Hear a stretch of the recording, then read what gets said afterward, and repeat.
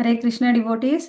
మనము బృందావన హరే కృష్ణ యాత్రలో మాతాజీ. భాగంగా ఇప్పటి వరకు ఆ, రాధా దామోదర్ గురించి, రాధా మదన్ మోహన్, రాధా గోవిందజీ, రాధా గోపీనాథ్ గురించి చర్చించుకున్నాము. ఈ రోజు మనము ప్రత్యేకంగా చర్చించుకోబోతున్నాము రాధా రమణ్ జీ గురించి. రాధా రమణ్ జీ చాలా చాలా ప్రత్యేకం. రాధారమణ్ స్వయంభూ విగ్రహం. స్వయంభూ ఎలా అంటే స్వయంగా గోపాలభట్ట గోస్వామి గండకి నది దగ్గరికి వెళ్ళారు నేపాల్కి. అప్పుడు ఆయన తీసుకొచ్చినటువంటి శాలిగ్రామ్ నుంచి ఆవిర్భవించినటువంటి స్వయంభూ విగ్రహం రాధారమణ్. ఆ రాధారమణ్ చూడ్డానికి చాలా చిన్నగా ఉంటారు. మనం ఈరోజు దర్శనం చేసుకుందాము. ప్రత్యేకంగా మొత్తం రాధారమణ్ యొక్క విశేషాలన్నీ కూడా చర్చించుకుందాం. అయితే ఇంకొక ముఖ్యమైన విషయం ఏమిటంటే అసలు ఆ రాధారమణ్ ఎలా ఉంటారు. రాధారమణ్ మనం ఇప్పటి వరకు చెప్పుకున్నాం. ఎలా అంటే మనము మదన్ మోహన్ యొక్క పాదపద్మాలు, నాభి నుంచి పాదపద్మాలు, అదేవిధంగా గోవిందజీ యొక్క ముఖారవిందము, ఆ తర్వాత గోపీనాథి యొక్క ఛాతి ఎలా శ్రీకృష్ణ భగవానుడికి ఎలా ఉంటాయో సేమ్ అలానే ఉంటాయి. ఆ విగ్రహాలని చూసి అవి ఎలా ఉంటాయి అలానే రూపగోస్వామి రాధా దామోదర్ని చెక్కారు. రాధా దామోదర్ ఈ మూడు విగ్రహాల కలబోతనమాట. అది ఎలా ఆయన స్వయంగా చెక్కారు. కానీ రమణ్ స్వయంభూ ఈ మూడు విగ్రహాలు ఎలా ఉంటాయి, స్వయం శ్రీకృష్ణ భగవానుడు గోలోకధామంలో ఎలా ఉంటారో అలానే ఉంటారు రాధారమణ్. రాధారమణ్ అంటే ఏమిటి? రమణ్ అంటే ఆనందాన్ని ఇచ్చేవాడు. రాధారాణికి ఆనందాన్ని ఇచ్చేవాడు రాధారమణ్. చాలా చిన్న విగ్రహం, చాలా అందంగా ఉంటారు.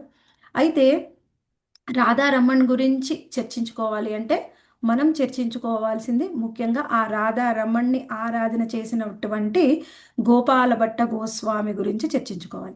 ఎందుకంటే గోపాల భట్ట గోస్వామి మనకి షడ్ గోస్వామిలలో ఒకరు. అందరికీ గోస్వామిస్ గురించి తెలుసు కదండి. షడ్ గోస్వామిస్ గురించి ఎవరికైనా ఏమన్నా సందేహం ఉందా? అందరికీ షడ్ గోస్వామిస్ గురించి తెలుసు కదా. ఈ షడ్ గోస్వామీస్లో మనకి ముఖ్యంగా రూప గోస్వామి, సనాతన గోస్వామి, రఘునాథ దాస గోస్వామి, రఘునాథ భట్ట గోస్వామి, ఆ తర్వాత గోపాల భట్ట గోస్వామి, జీవ గోస్వామి, ఈ ఆరుగురిని కలిపి మనం షడ్ గోస్వామిలు అంటాం. ఏ ఇస్కాన్ మందిరానికి వెళ్ళినా కానీ ఈ షడ్ గోస్వామిల యొక్క పిక్చర్ మనం చూడవచ్చు. మన గురు పరంపరలో ఉంటారు కదా మన ఆచార్యులు ప్రభుపాదుల వారు, ఆయన యొక్క గురువు గారు భక్తి సిద్ధాంత సరస్వతి ఠాకూరులు, ఆయన గురువు గారు గౌరకిషోర్ దాస్ బాబాజీ, ఆయన యొక్క శిక్షా గురువు భక్తి వినోద ఠాకూరులు, ఆయన యొక్క శిక్షా గురువు మనకి జగన్నాథ్ దాస్ బాబాజీ. ఆ జగన్నాథ్ దాస్ బాబాజీ పక్కనే మనకి షడ్ గోస్వాములు ఆరుగురు ఆ, ఇట్లా పంచగట్టుకొని పైన టవల్ వేసుకొని నిలబడి కనిపిస్తారు ఆరుగురు కూడా. వాళ్ళ ఆరుగురు షడ్ గోస్వాములు. ఈ షడ్ గోస్వాములు మనకి చాలా చాలా ముఖ్యం. ఎందుకంటే ఆ షడ్ గోస్వాములు మనకి ఇచ్చినటువంటి జ్ఞానాన్నే మనము దాన్నే ఆచరిస్తూ ఇప్పుడు భక్తిలో పురోగతి చెందుతున్నాం. ఈ షడ్ గోస్వాములు చాలా ముఖ్యం. అందులో ఈ రోజు మనం చర్చించుకోబోతున్నాము గోపాల భట్ట గోస్వామి గురించి. ఎందుకు గోపాల భట్ట గోస్వామి గురించి చర్చిస్తున్నామండి? హరే కృష్ణ. ఆయనే అంటే మాతాజీ రాధారమణ మందిరాన్ని రాధారమణ నిర్మింపజేశారు కదా. ఆరాధించారు ఆధారమని మాతాజీ. నిర్మించిన ఆయన. ఆ, రాధారమణ్ణి ఆరాధన చేసిన వారు ఆరాధించారు. గోపాల భట్ట గోస్వామి. అందుకని ఈరోజు మనము గోపాల భట్ట గోస్వామి గురించి చర్చిస్తున్నాం. అయితే ఈ గోపాల భట్ట గోస్వామి గురించి ఇప్పుడు మనం ఏ రోజైనా ఏ విగ్రహాన్ని గురించి చర్చించినా ఎవరైతే ఆ విగ్రహాన్ని ఆరాధన చేశారో ఆ గోస్వామి చాలా ప్రత్యేకం మనకి.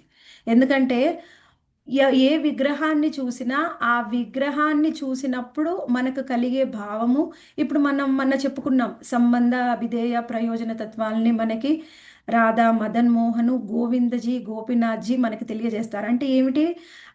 ఆరాధించినటువంటి ఆ గోస్వాముల్లో కూడా ఆ తత్వాన్ని చెప్పారు.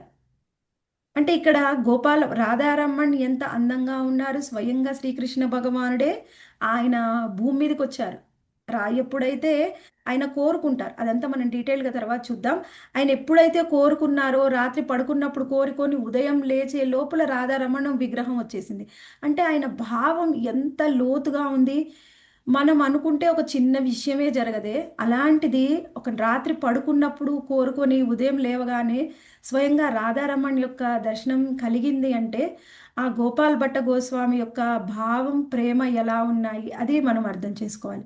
అందుకని ఆ గోపాల్ భట్ట గోస్వామి గురించి మనము ఈరోజు చర్చించుకుందాం. గోపాల భట్ట గోస్వామి చాలా చిన్నగా ఉన్నప్పుడే గోపాలభట్ట గోస్వామి ఎక్కడ ఉన్నారో అక్కడికి స్వయంగా చైతన్య మహాప్రభు వెళ్ళారు.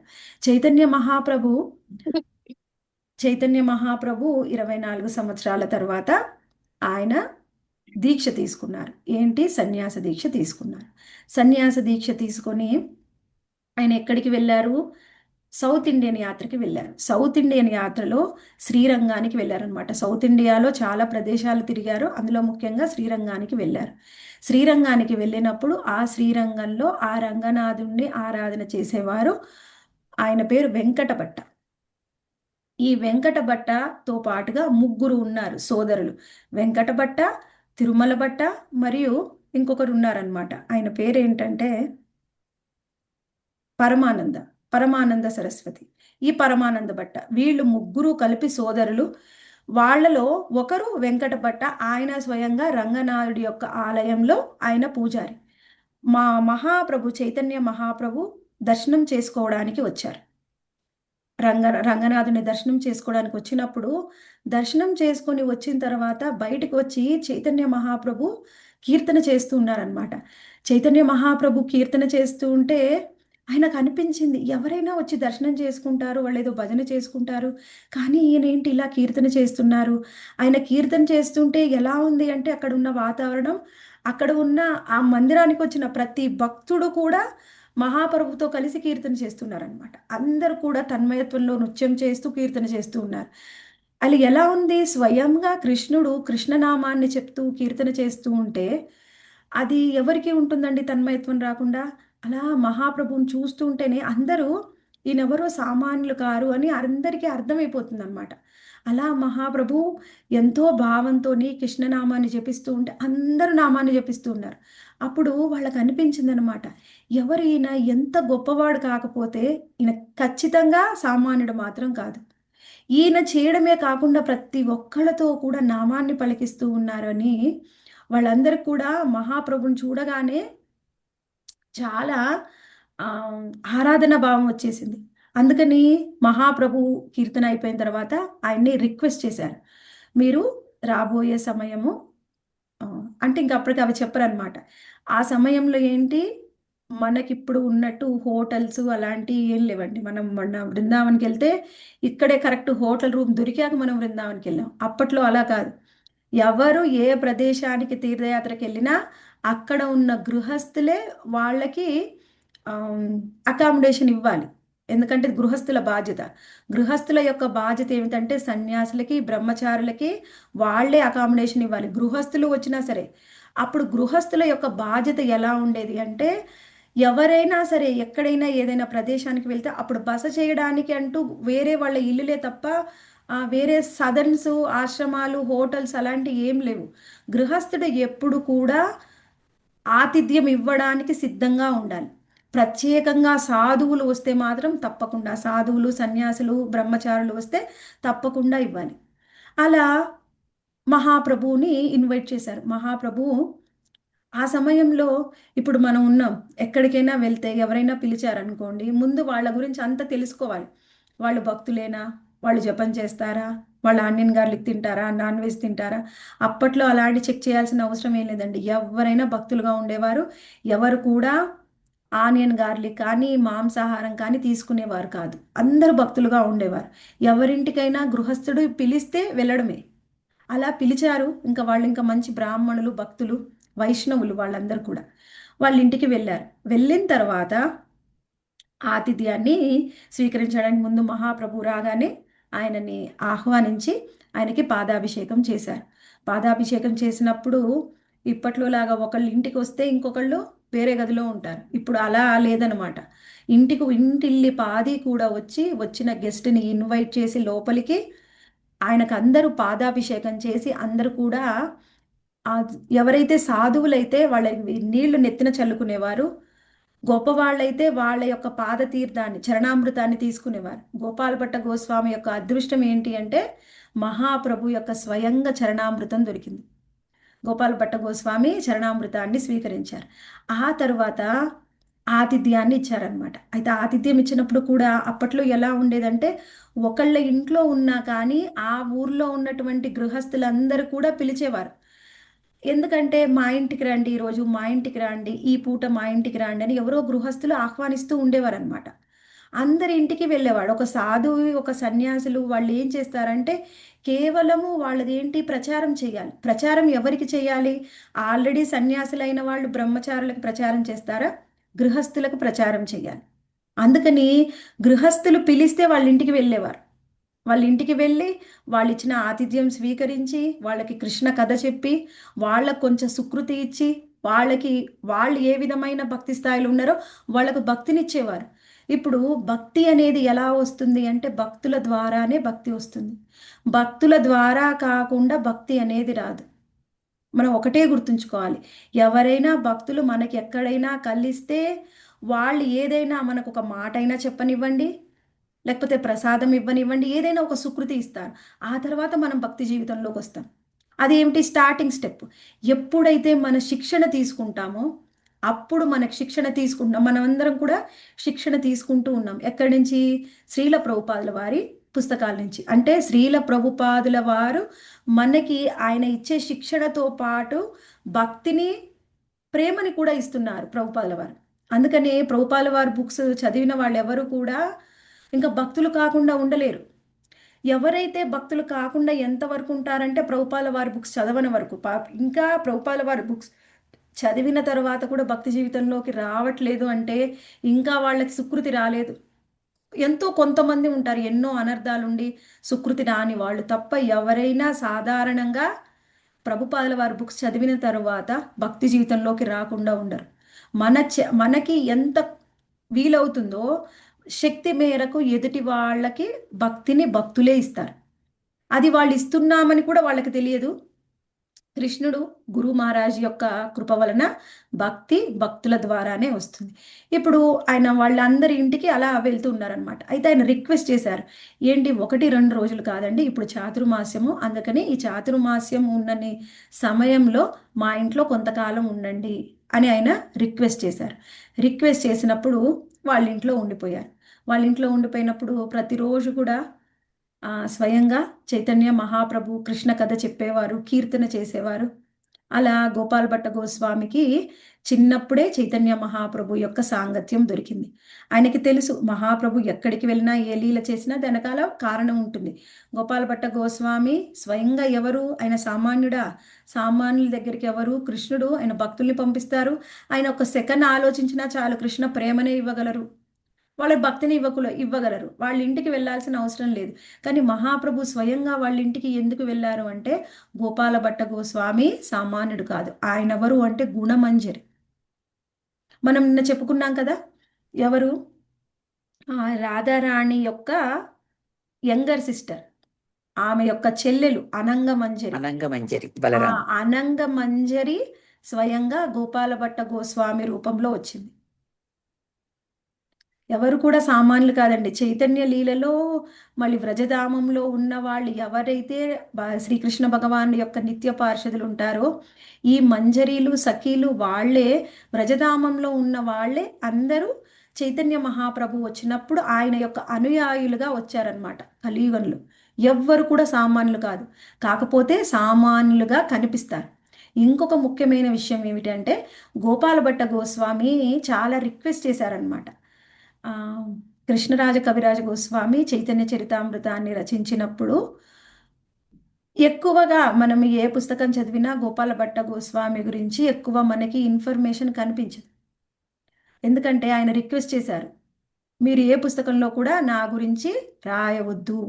ఆయన రిక్వెస్ట్ చేశారు కాబట్టి ఆయన కోసము ఎక్కువ ఇన్ఫర్మేషన్ గోపాల భట్ట గోస్వామిది మనకి ఎక్కడ కూడా కనిపించదు. కాకపోతే నరహరి చక్రవర్తి మనకి ఒక పుస్తకాన్ని రాశారు. అదేంటే భక్తి రత్నాకర. అందులో మాత్రము గోపాల భట్ట గోస్వామి గురించి కొంత ఇన్ఫర్మేషన్ ఉంది. దాని ప్రకారంగానే ఆయన యొక్క తల్లిదండ్రులు ఎవరు, ఆయన పట్టణము, శ్రీరంగం దగ్గరలో ఉన్నటువంటి చిన్న పట్టణం, కావేరీ నది పక్కన వాళ్ళ ఇల్లు ఉంది సౌత్ ఇండియాలో.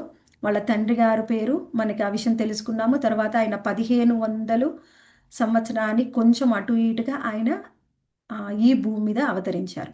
గోపాలభట్ట గోస్వామి అనంగమంజరి. ఆ తర్వాత మనం ఇక అర్థం చేసుకోవాలి, ఆయన అనంగమంజరి మరియు గుణమంజరి అని కూడా చెప్తారు. మరి ఇద్దరు ఆయనలో ఉండవచ్చు. నేను ఈ రెండు పేర్లు కూడా విన్నానండి. అయితే ఇక్కడ ముఖ్యమైన విషయం ఇంకేం తెలుసుకుంటున్నాం మనం? గోపాలభట్ట గోస్వామికి చైతన్య మహాప్రభు యొక్క కృప దొరికింది. ఆయన ఎంతో బాగా మహాప్రభు యొక్క సాంగత్యాన్ని తీసుకుంటున్నారు. ఆ సమయంలో ఏం జరిగింది?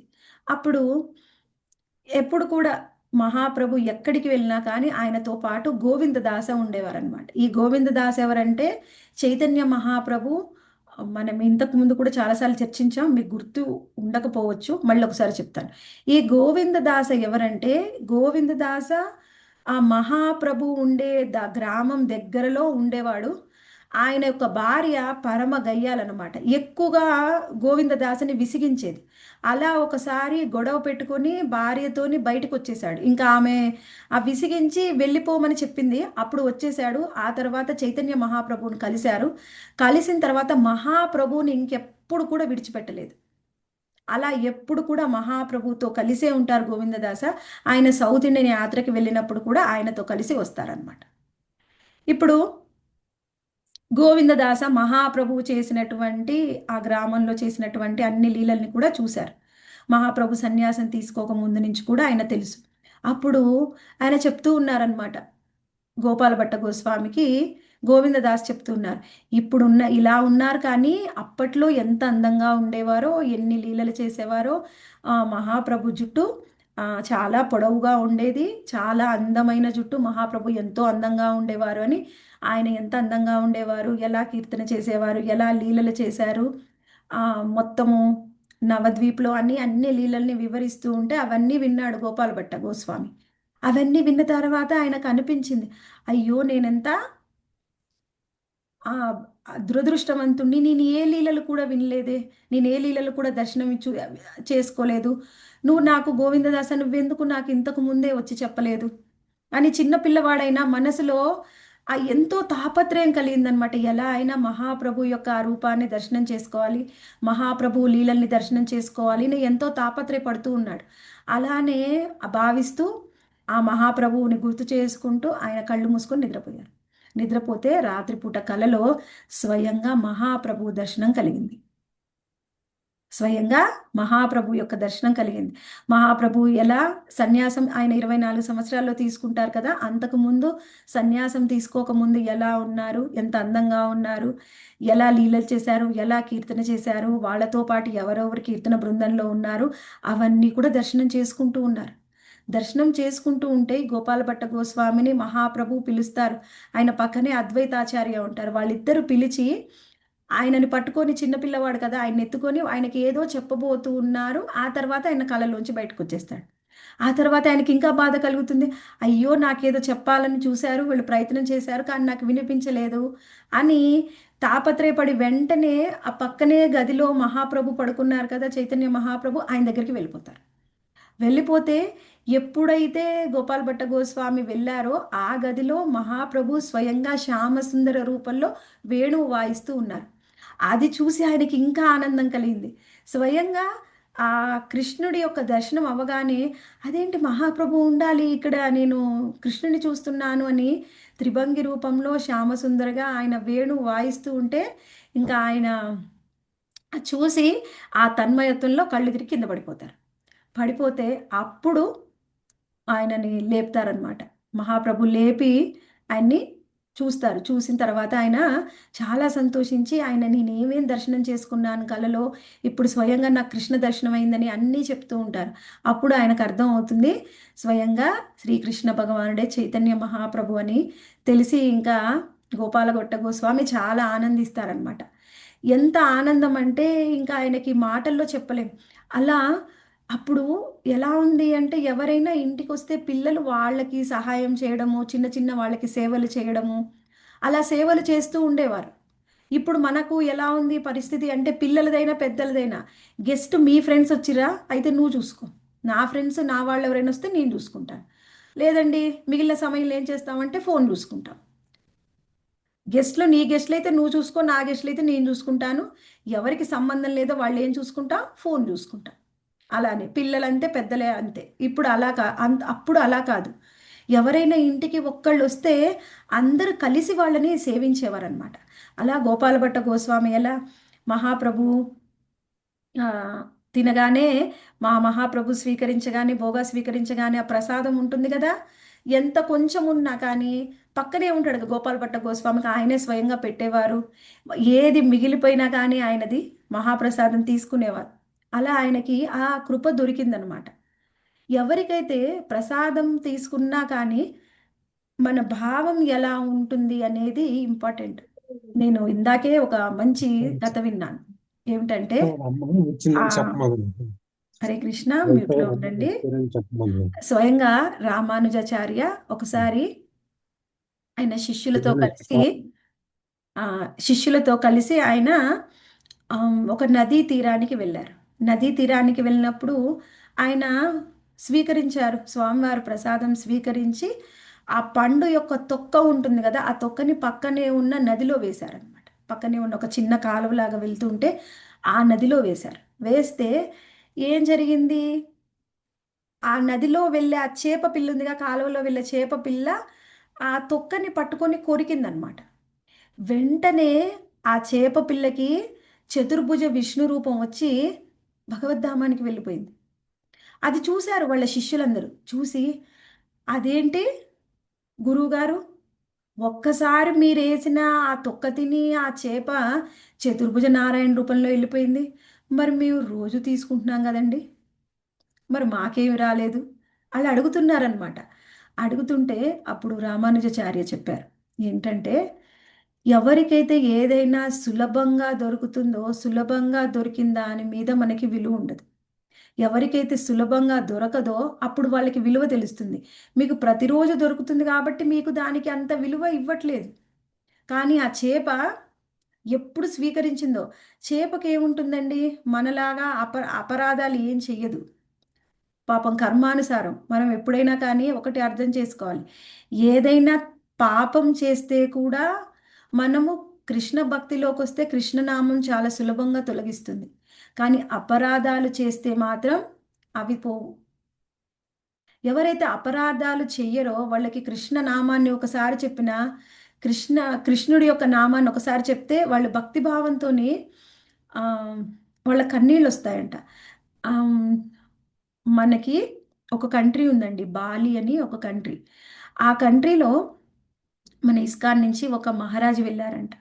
మహారాజు వెళ్తే ఆయన చూశారు ఆ బాలి కంట్రీలో వాళ్ళందరూ కూడా కర్మకాండ విధి విధానం దేవీ దేవతల్ని ఎక్కువగా పూజిస్తూ ఉన్నారు.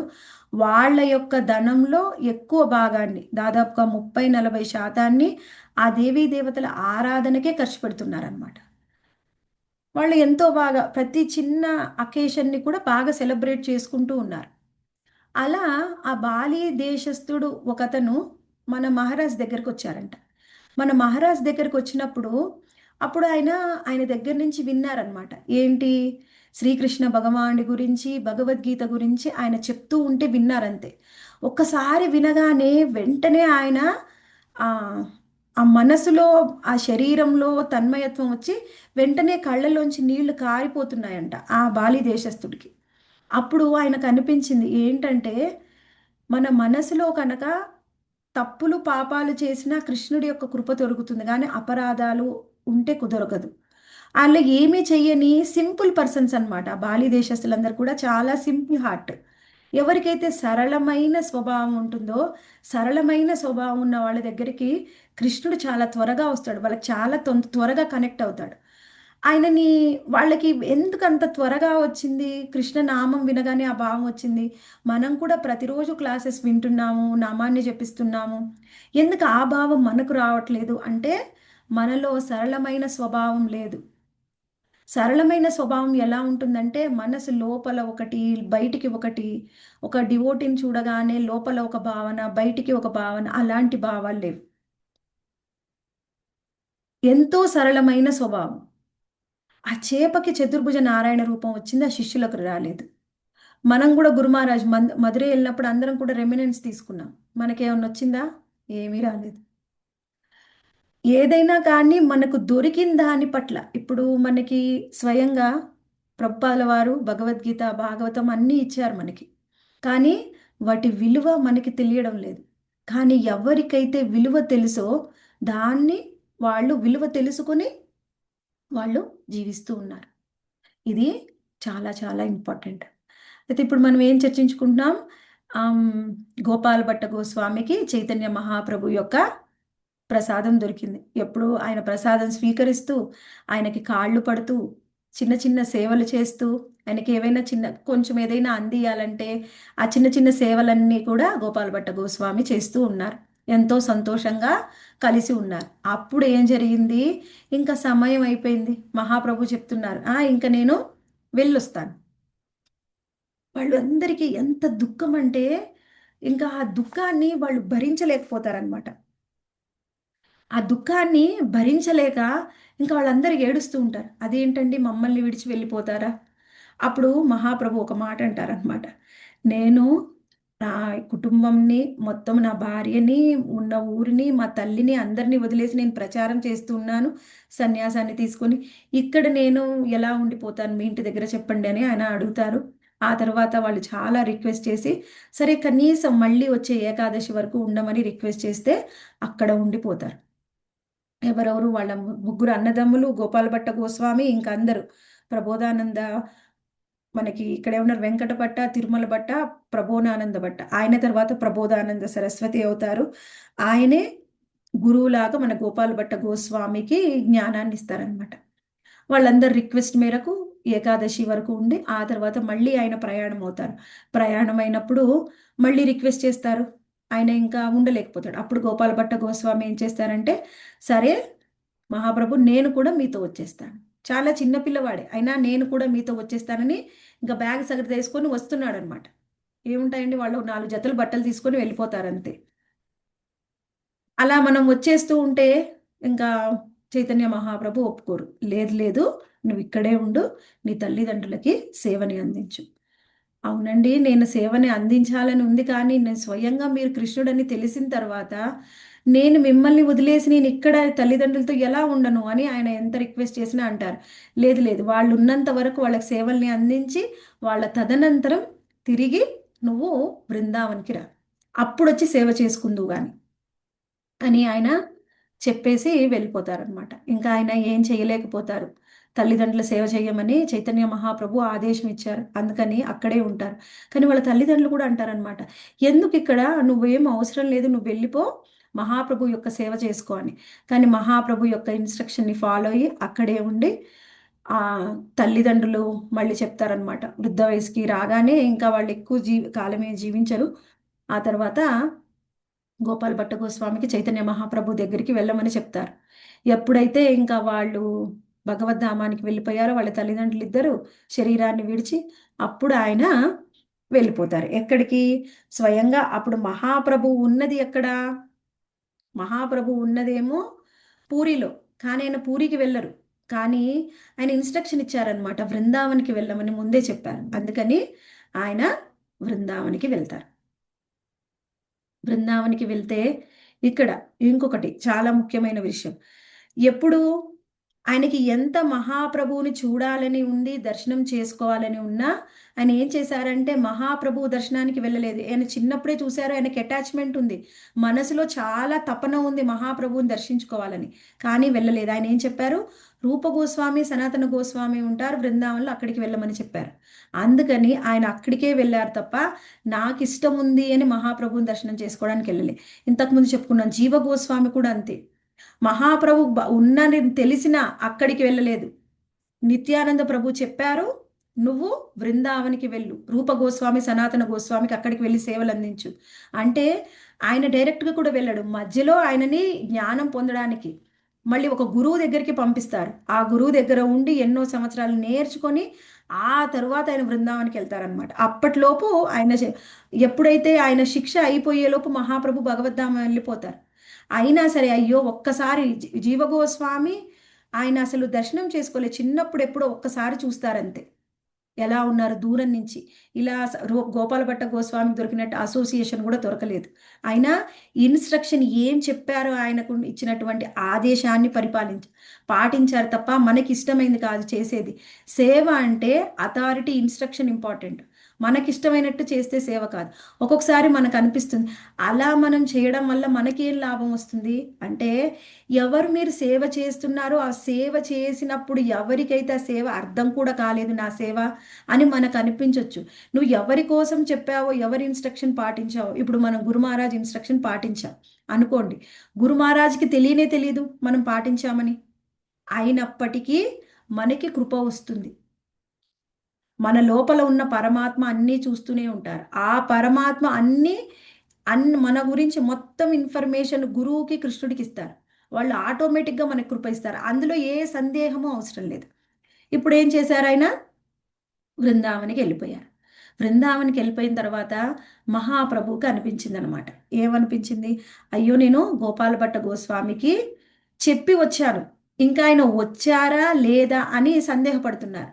మహాప్రభు ఎప్పుడు కూడా తోటా గోపీనాథ్ మందిరంలో గదాధర్ పండిత్తో కలిసి శ్రీమద్ భాగవతాన్ని పఠిస్తూ ఉంటారు. ప్రతిరోజు ఇద్దరు కలిసి శ్రీమద్ భాగవతాన్ని పఠిస్తూ ఉంటారు. అలా ఒకరోజు వాళ్ళు శ్రీమద్ భాగవతాన్ని చదివే సమయంలో గదాధర్ పండిత్తో అంటున్నారనమాట, గోపాల్ భట్ట బృందావన్కి వచ్చాడో లేదో అని అన్నప్పుడు, అప్పుడే స్వయంగా రూప గోస్వామి, సనాతన గోస్వామి లెటర్ రాస్తారు. ఆ లెటర్లో గోపాల్ భట్ట గోస్వామిని ఎంతో బాగా కీర్తిస్తారనమాట. ఈ గోపాల్ భట్ట గోస్వామి ఉన్నారు కదా, చాలా గొప్పవాడు, ఎంతో గొప్ప వైష్ణవుడు, ఎంతో వినయం ఉంది, ఎన్నో వైష్ణవ క్వాలిటీస్ ఉన్నాయి, ఎంత బాగా సేవ చేస్తున్నాడు అని చాలా బాగా గ్లోరిఫై చేస్తూ రాస్తారనమాట. ఇక్కడ మనం ఒక ముఖ్యమైన విషయాన్ని గమనించాలి. సాధారణంగా భౌతిక లోకంలో ఎలా ఉంటుంది అంటే, మన తోటి వాళ్ళు బంధువులే కానీ, స్నేహితులే కానీ, అన్నదమ్ములే కానీ, ఒక్కొక్కసారి ఎలా ఉంటుందంటే మనకంటే ఎవరైనా గొప్పగా ఉంటే వాళ్ళ మీద ఈర్ష, అసూయ, ద్వేషం, ఇది సాధారణంగా ఈర్ష అనేది ఉంటుంది, అసూయ. ఇది భౌతికమైన లోకంలో ఉన్నటువంటి పరిస్థితి. అందుకనే భౌతికమైన లోకంలో ఎవరికి కూడా ఎప్పుడు కూడా మనశ్శాంతి, ప్రశాంతత అనేది ఉండవు. కానీ భక్తులకు అలా కాదు. భక్తులు ఎప్పుడు కూడా వాళ్ళ తోటి యొక్క భక్తుల్లో ఉన్న ఒక చిన్న గుణాన్నైనా ఎంతో గొప్పగా గ్లోరిఫై చేస్తారు, ఎంతో బాగా పొగుడుతారనమాట. అలా వాళ్ళకి ఏముండవు. వాళ్ళిద్దరు రూప గోస్వామి, సనాతన గోస్వామి ఎంత గొప్ప భక్తులు, అప్పటికి ఎన్ని శాస్త్రాలను రచించారు. ఇప్పుడే వచ్చాడు గోపాల్ భట్ట గోస్వామి, కానీ ఎంతో బాగా కీర్తిస్తూ ఉన్నారు. ఈ గుణాన్ని మనం ఆచార్యుల నుంచి నేర్చుకోవాలి. అందులో రాశారనమాట, గోపాల్ భట్ట గోస్వామిని గ్లోరిఫై చేస్తూ రాసిన తర్వాత చైతన్య మహాప్రభు తిరిగి మళ్ళీ ఇంకొక ఉత్తరాన్ని రాసి బృందావన్కి పంపిస్తారు. పంపించడంతో పాటుగా కొన్ని గిఫ్ట్స్ని, అంటే కొన్ని బహుమతుల్ని కూడా పంపిస్తారు. అందులో బహుమతుల్లో ఏమిటంటే, ముఖ్యంగా చైతన్య మహాప్రభు వేసుకునేటువంటి కౌపీనం యొక్క ఆ వస్త్రం యొక్క చిన్న ముక్క, చైతన్య మహాప్రభు వేసుకునేటటువంటి చాదర్, అంటే పైన వేసుకునే ఒక బెడ్షీట్ లాంటిది అనమాట. ఆ చాదర్ ఒకటి, ఆ తర్వాత మహాప్రభు కూర్చునేవారు, ఆయన ఎప్పుడైనా కూర్చోవడము, జపం చేసుకోవడానికి ఒక చెక్క పీటను ఉపయోగించేవారు. ఆ చెక్క పీటని, ఆ తర్వాత ఒక జోలెను పంపిస్తారనమాట. అంటే ఏమిటి, ఇంకా నువ్వు పూర్తిగా వైరాగ్యాన్ని స్వీకరించు అని ఒక జోలెని, ఈ 4 బహుమతులతో పాటుగా ఒక ఉత్తరాన్ని కూడా రాసి పంపిస్తారనమాట. ఆ ఉత్తరంలో ఏం రాస్తారంటే, హరే కృష్ణ మాతాజీ, మహాప్రభు గోపాల్ భట్ట గోస్వామికి ఏం పంపించారు బహుమతులుగా? 4 ఐటమ్స్ మాతాజీ, చద్దరు, కౌపీనము, పీట. పీట. ఓకే, చెద్దరు, కౌపీనము, పీట, వాటితో పాటుగా ఒక జోలె, ఈ 4 ఒక లెటర్ ఇచ్చారు. అందులో కొన్ని ఇన్స్ట్రక్షన్స్ ఇచ్చారనమాట. ఆ ఇన్స్ట్రక్షన్లో ఏమిటి అంటే, మొట్టమొదటి ఇన్స్ట్రక్షను, నువ్వు ఒక ఇల్లుని నిర్మించుకోవద్దు, అంటే పర్మనెంట్గా ఒక ప్లేస్ అనేది ఉండకూడదు. బ్రహ్మచారులకి, సన్యాసులకి ఇది ముఖ్యమైన ఇన్స్ట్రక్షన్ అనమాట. ఏమిటి, వాళ్ళకంటూ ఒక ఇల్లు అనేది ఉండదు, అంటే పర్మనెంట్ ప్లేస్ అనేది ఉండకూడదు. పర్మనెంట్ ప్లేస్ ఉంటే ఏమవుతుంది, మోహం వస్తుందన్నమాట. ఆ మోహం ఎటువంటిది అంటే, ఒక ఒకసారి ఒక రాజు రాణి వాళ్ళ రాజ్యంలోని వాళ్ళ మహల్ నుంచి ఆ పక్కనే ఉన్న గుడిసెలోకి ఒకసారి చూశారనమాట. గుడిసెలో చూస్తే ఒక భిక్షగాడు ఉన్నాడు. ఆ భిక్షగాడు ఆ నైట్ అయింది, రాత్రి అయింది, వీళ్ళు పడుకోలేదు, కానీ ఆ భిక్షగాడు కూడా ఇంకా పడుకోలేదు. అయితే వీళ్ళు రాత్రి 2-3 సార్లు చూసినా భిక్షగాడు పడుకోడు అనమాట. ఆయన ఏదో ఏదో ఆతృతలో ఉంటారు. అప్పుడు వీళ్ళు వెళ్ళి అడుగుతారు ఆయన్ని నెక్స్ట్ డే, ఎందుకు నువ్వు రాత్రి అంతా పడుకోకుండా అలా అటు ఇటు తిరుగుతున్నావు అంటే, అప్పుడు ఆ భిక్షగాడు చెప్తాడనమాట, ఇదిగో ఇక్కడ నాది ఒకటి ఉంది చూడండి, ఒక సత్తు రేకు డబ్బా, ఒక రేకు డబ్బా, అది వంకర టింకరగా ఉంది, అది కూడా నీట్గా లేదు. ఈ డబ్బా ఎక్కడ నాది పోతుందో అని ఆయన ఆత్రపడుతున్నాడంట. అందులో ఏం చేస్తాడు ఆ భిక్షగాడు? కృష్ణ అడుక్కుంటాడు ఆ డబ్బాలు, ముష్టి అడుక్కోవడానికి ఆ డబ్బా. ఆ డబ్బా మీద మోహం ఉందన్నమాట. అప్పుడు రాజుగారికి అనిపిస్తుందంట, ఓకే, మోహం అంటే ఎంతో ధనం ఉంటేనే, ఆభరణాలు ఉంటే, ఆస్తిపాస్తులు ఉంటేనే కాదు, మోహం ఎంత పనికిరాని వస్తువు మీదైనా మోహం ఉండవచ్చు. మోహం అనేది మన మనసులో ఉంది, వస్తువులో కాదు అని. మనకు ఒక పర్మనెంట్ ప్రదేశం ఉంటే మోహం వస్తుంది. అందుకని సన్యాసులు, బ్రహ్మచారులు, ఆ, మనకి ముఖ్యంగా సన్యాసులు అయితే 3 రోజులకు మించి ఒక ప్రదేశంలో ఒక చెట్టు కింద కూడా ఉండరంట. ఆ చెట్టు మీద ఎక్కడ మోహం వస్తుందో అని. అందుకే కదండి, ఒక నెల రోజుల నుంచి నేను ఒక చెట్టు కింద ఉన్నాను అనుకోండి, ఏం జరుగుతుంది? ఇంకెవరో వచ్చి ఆ చెట్టు కింద ఉంటుంటే, ఏంటి ఇది ఇక్కడున్నా, ఇది నా చెట్టు అంటారా? గొడవ పడతారా? పడరా? అవును మాతాజీ. నేను వచ్చి వాళ్ళ నేను ఎప్పుడు కాంపిటీషన్ ఎక్కడికెక్కడ కాంపిటీషనే. ఎక్కడికక్కడ కాంపిటీషన్ అంటే ఏంటి? నీకు ఆ చెట్టు మీద మోహం ఉంది కాబట్టేగా నీకు కొత్తగా వచ్చిన వాళ్ళ మీద కోపం వచ్చింది. అదే నీకు లేకపోతే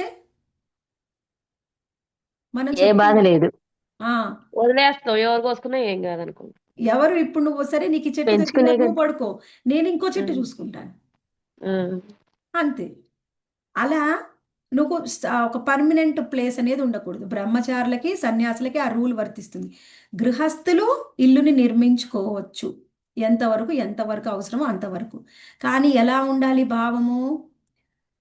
మనము ఏదైనా ఒక వస్తువు ఉంది అంటే భావం ఎలా ఉండాలి అంటే, ఇది నా ఇల్లు, ఇది నా వస్తువు, ఇది నా చీర, అలా చెప్పకూడదు. ఎలా అంటే, ఇది నా అండర్లో ఉంది, నా టేక్ కేర్లో ఉంది అంటే ఏంటి? ఇది దీని యొక్క రక్షణ బాధ్యత ఇప్పుడు నాది. తర్వాత నేను పోయాక దీని రక్షణ బాధ్యత వేరే వాళ్ళు తీసుకుంటారు. ఇప్పుడు ఈ ఇల్లు నేను ఉంటున్నాను, నేను రక్షణ వహిస్తున్నాను. తర్వాత నా పుత్రులు రావచ్చు, లేదా ఇంకెవరికైనా వెళ్ళిపోవచ్చు, పౌత్రులు రావచ్చు. ఇది నాది ఎలా అవుతుంది? పర్మనెంటా? నేను ఎప్పుడు ఇక్కడే ఉంటానా? నాది కాదు. ఏ వస్తువు మీదైనా మనకు ఆ భావం ఇప్పుడు నా అండర్లో ఉంది, అంతవరకే మన భావన ఉండాలి. తర్వాత ఇంకొక ముఖ్యమైన విషయము, ఎక్కువగా డివోటీస్ ఎలా ఉంటారంటే, వాళ్ళ ఇంట్లో అర్చా విగ్రహాలని పూజిస్తూ ఉంటారు. వాళ్ళ ఇంటికి ఏముంటుంది? ఆ అర్చా విగ్రహాలది ఆ ఇల్లు అవుతుంది. వాళ్ళు ఆ అర్చా విగ్రహాలని సేవిస్తూ ఆ ఇంట్లో ఉంటున్నారనమాట. అది భక్తుల యొక్క భావం, ఎక్కువగా అలా ఉంటుంది. అందుకనే భక్తుల ఇంటికి పేర్లు కూడా ఉంటాయన్నమాట. వాళ్ళ పేరు, వాళ్ళ సొంత పేరుని పెట్టుకోరు. ఆ విగ్రహాలకి ఒక పేరు ఉంటుంది. ఆ పేరుతోనే ఆ ఇంటి పేరు ఉంటుందన్నమాట. జగన్నాథ నిలయము, ఇది మా గౌర్నిత ఇల్లు, అలా చెప్పుకుంటారు. భక్తుల యొక్క భావం అలా ఉంటుందన్నమాట. ఇప్పుడు అంటే ఏంటి? మహాప్రభుయే స్వయంగా చెప్పారు, గృహస్థులకు తప్ప బ్రహ్మచారులకి, సన్యాసులకి గృహం ఉండకూడదు. ఆ తర్వాత సెకండ్ ఇన్స్ట్రక్షన్, రూప గోస్వామికి మరియు సనాతన గోస్వామికి సహాయం చెయ్యి, సేవలను అందించు అని చెప్పారు. సేవలను అందించాలి అంటే రూప గోస్వామికి, సనాతన గోస్వామికి, ఈయన గోస్వామి, ఈయన ఎంత గొప్పవాడు అయినప్పటికీ మనము భక్తులని సేవించాలి. ఎవరైతే భక్తుల్ని సేవిస్తారో వాళ్ళు భక్తిలో పురోగతి చెందుతారు. నేను డైరెక్ట్గా గురువుకే సర్వీస్ చేస్తాను, డైరెక్ట్గా కృష్ణాకే సర్వీస్ చేస్తాను అనుకోకూడదు. ఎవరైతే భక్తులని సేవిస్తారో ఎటువంటి పరిస్థితుల్లో అయినా, కొన్నిసార్లు ఏ భక్తుల్ని మనం సేవిస్తున్నామో ఆ భక్తుల వల్లే మనకి ఇబ్బంది రావచ్చు, ఇబ్బందులు ఎదురు కావచ్చు. కానీ మన భావం ఎలా ఉండాలి అంటే, ఆ భక్తులు ఏమైనా అనుకోండి, నేను సేవిస్తున్నాను భక్తుల్ని, ఎందుకంటే భక్తుల్ని సేవిస్తే కృష్ణుడికి ఇష్టం, గురువుకి ఇష్టం కాబట్టి నేను భక్తులకు సేవ చేస్తున్నాను. వాళ్ళు వైష్ణవులు కాబట్టి సేవ చేస్తున్నాను అంతే తప్ప, వాళ్ళలో మనం తప్పుల్ని, లోపాల్ని ఎన్నకూడదు. వాళ్ళు మనలో ఎంచినా సరే మనం వాళ్ళలో ఎన్నకూడదు. నా భావం ఎలా ఉండాలి? ఎప్పుడైనా మనకి కోపం వచ్చినా ఒకటే బాగుండాలి, నా కోపం వచ్చింది కానీ నాకు ఇలా వస్తే కోపం నా గురువుకి ఇష్టం ఉండదు, అందుకని నేను కోపం తెచ్చుకోను. నేను ఇలా చేస్తే కృష్ణుడికి ఇష్టం ఉండదు. కృష్ణుడు నన్ను చూస్తున్నాడు స్వయంగా. ఇలా చేస్తే కృష్ణుడు నన్ను మెచ్చుకుంటాడా? ఒక భక్తుడితోని నేను కలిసి ఉండలేని దాన్ని గోలోకధామంలో వెళ్ళి అక్కడ వేరే భక్తులతో కలిసి ఎలా ఉంటాను? మన ఎస్ భావం మాతాజీ. ఎప్పుడు కూడా, భావం చాలా చాలా ఇంపార్టెంట్. ఏ భావంలో మనం ఏం సేవ చేస్తున్నామో దాన్ని బట్టే మనకి ఫలితం ఆధారపడి ఉంటుంది. ఇప్పుడు బయటికి చూడడానికి అందరూ అదే పని చేయవచ్చు, కానీ మనం ఏ భావంతో చేస్తున్నామని దాన్ని బట్టి కృష్ణ బ్లెస్సింగ్స్ ఉంటాయి. ఎప్పుడు కూడా భావం. కృష్ణుడి పేరు ఇంకో పేరేంటండి? భావగ్రాహి జనార్దన. ఆ, భావగ్రాహి జనార్దన. భావగ్రాహి జనార్దన అన్నాడు కానీ కర్మగ్రాహి జనార్దన అన్నాడా? లేదు మాతాజీ, పోనీ భావాన్ని సేవగ్రాహి గ్రహిస్తాను. జనార్దన అన్నాడా? లేదు మాతాజీ. సేవగ్రాహి, కర్మగ్రాహి జనార్దన, భక్తిగ్రాహి జనార్దన అని కూడా అనలా. భావగ్రాహి జనార్దన. నువ్వు భక్తిని ఆచరిస్తున్నా కానీ నీ భావం ఏంటి? భావం ఎవరికి తెలుసు? కృష్ణుడికి తెలుసు. కృష్ణుడికి ఎక్కడ తెలుసు మాతాజీ? ఎక్కడ గోలోకధామంలో ఉన్నాడు, ఇక్కడ మా ఇంట్లో నేను బెడ్రూమ్లో ఉన్నాను. కృష్ణుడు ఏమన్నా వచ్చి చూశాడా? ప్రత్యస్థ పరమాత్మ. పరమాత్మ రూపంలో ఎప్పుడు మనలోనే ఉంటాడు. సర్వాంతర్యామి. మన చుట్టూనే ఉంటారు మాతాజీ. సర్వాంతర్యామి. ఆయన అన్నీ చూస్తూనే ఉంటారు. ఏ భావంతోని సేవ చేస్తున్నాము అది చాలా ఇంపార్టెంట్. ఇప్పుడు మనకి ఏమి ఇచ్చారు? సెకండ్ ఇన్స్ట్రక్షను, ఫస్ట్ ఇల్లేం కట్టుకోవద్దని చెప్పాడు మహాప్రభు గోపాల భట్ట గోస్వామికి. రెండో ఇన్స్ట్రక్షన్ ఏం చెప్పాడండి? సనాతన గోస్వామికి వాళ్ళకి సేవ చేయండి. ఆ, రూప గోస్వామికి సనాతన గోస్వామికి సేవని అందించమని చెప్పారు. ఏంటి వాళ్ళు ఏం చేస్తున్నారు? వాళ్ళు శాస్త్రాలను రచిస్తున్నారు, భక్తి గ్రంథాలను రచిస్తున్నారు, వాళ్ళకి సహాయం చేయమని చెప్పారు. తర్వాత మూడో ఇన్స్ట్రక్షన్ ఏంటంటే వాళ్ళు రాసినటువంటి గ్రంథాలని, భక్తి గ్రంథాలను నువ్వు చదువు అని చెప్పారు. అంటే ఇన్స్ట్రక్షన్ మనకి అన్నమాట. ఏంటి? మనము ఎంతో గొప్ప భక్తులమని చెప్తున్నా ప్రతిరోజు ప్రభుపాల వారి పుస్తకాలు చదువుతున్నామా లేదా? అందుకని ఈ ఇన్స్ట్రక్షన్ అందరికీ, ప్రతిరోజు ప్రభుపాద వారి పుస్తకాలు చదవాలి. ఎవరైతే ఖచ్చితంగా ప్రతిరోజు ప్రభుపాద వారి పుస్తకాలు చదువుతారో వాళ్ళు భక్తిలో పురోగతి చెందుతారు. ఎవరైతే చదవట్లేదో వాళ్ళు పురోగతి రాదు. ఒకటే డెఫినేషన్, పెద్ద డెఫినేషన్ అక్కర్లా. ఎందుకంటే ప్రభుపాల వారి పుస్తకం చదివితే ఏంటి, చదవకపోతే అదే విషయం కదా. అంటే అదే ప్రభుపాల వారు చెప్పింది మనం పదే పదే వింటే ఏంటి మనకు వచ్చే లాభం అంటే, ప్రభుపాదుల వారు రాస్తున్నారు. ఇప్పుడు మనం ఒకటి చెప్తూ ఉంటేనే మనం ఆలోచించి దాన్ని అర్థం చేసుకుంటేనే ఒకళ్ళకి చెప్పగలం. కానీ అదే విషయాన్ని రాయాలి అంటే ఏంటి, వాళ్ళు పూర్తిగా భావాన్ని ఫీల్ అవుతారు. శ్రీకృష్ణ భగవాను చెప్పిన ప్రతి ఇన్స్ట్రక్షన్ని కృష్ణుణ్ణి ఎంతగా ఫీల్ అయితే ఆయన అలా రాయగలరు. అంటే ప్రభుపాదుల వారి యొక్క మూడ్ అనేది మనకు వస్తుందన్నమాట. ఎవరైతే ప్రభుపాదుల వారి పుస్తకాలు చదువుతారో ప్రభుపాదుల వారి భావాన్ని మనం అర్థం చేసుకుంటే, ప్రభుపాదుల వారి భావం ఏంటి, ఎప్పుడు కృష్ణుణ్ణే నిరంతరం స్మరించేవారు. ఎలా? ఆయన భావం ఏమిటి? రెండే, కృష్ణ సేవ చేయాలి, గురువు యొక్క ఆదేశాన్ని పాటించాలి. గురువు ఆదేశాన్ని పాటిస్తూ కృష్ణ సేవ చేయాలి. ఆ భావం మనలోకి వస్తుంది.